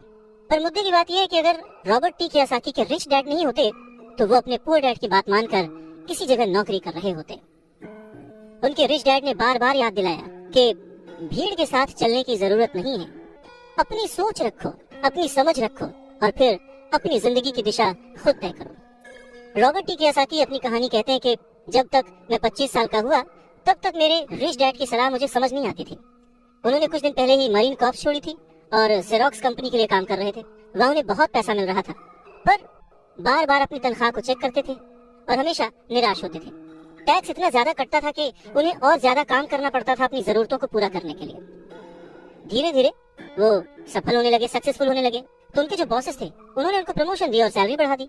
उन्हें ये बात सुनकर बहुत अच्छा लगा और जैसे ही उन्होंने अपनी बात अपने रिच डैड से शेयर की तो उन्होंने कहा, अच्छा तो तुम्हारे बॉस अमीर बन रहे हैं, तुम्हारी कंपनी अमीर बन रही है, तुम किसके लिए काम कर रहे हो, तुम किसे अमीर बना रहे हो।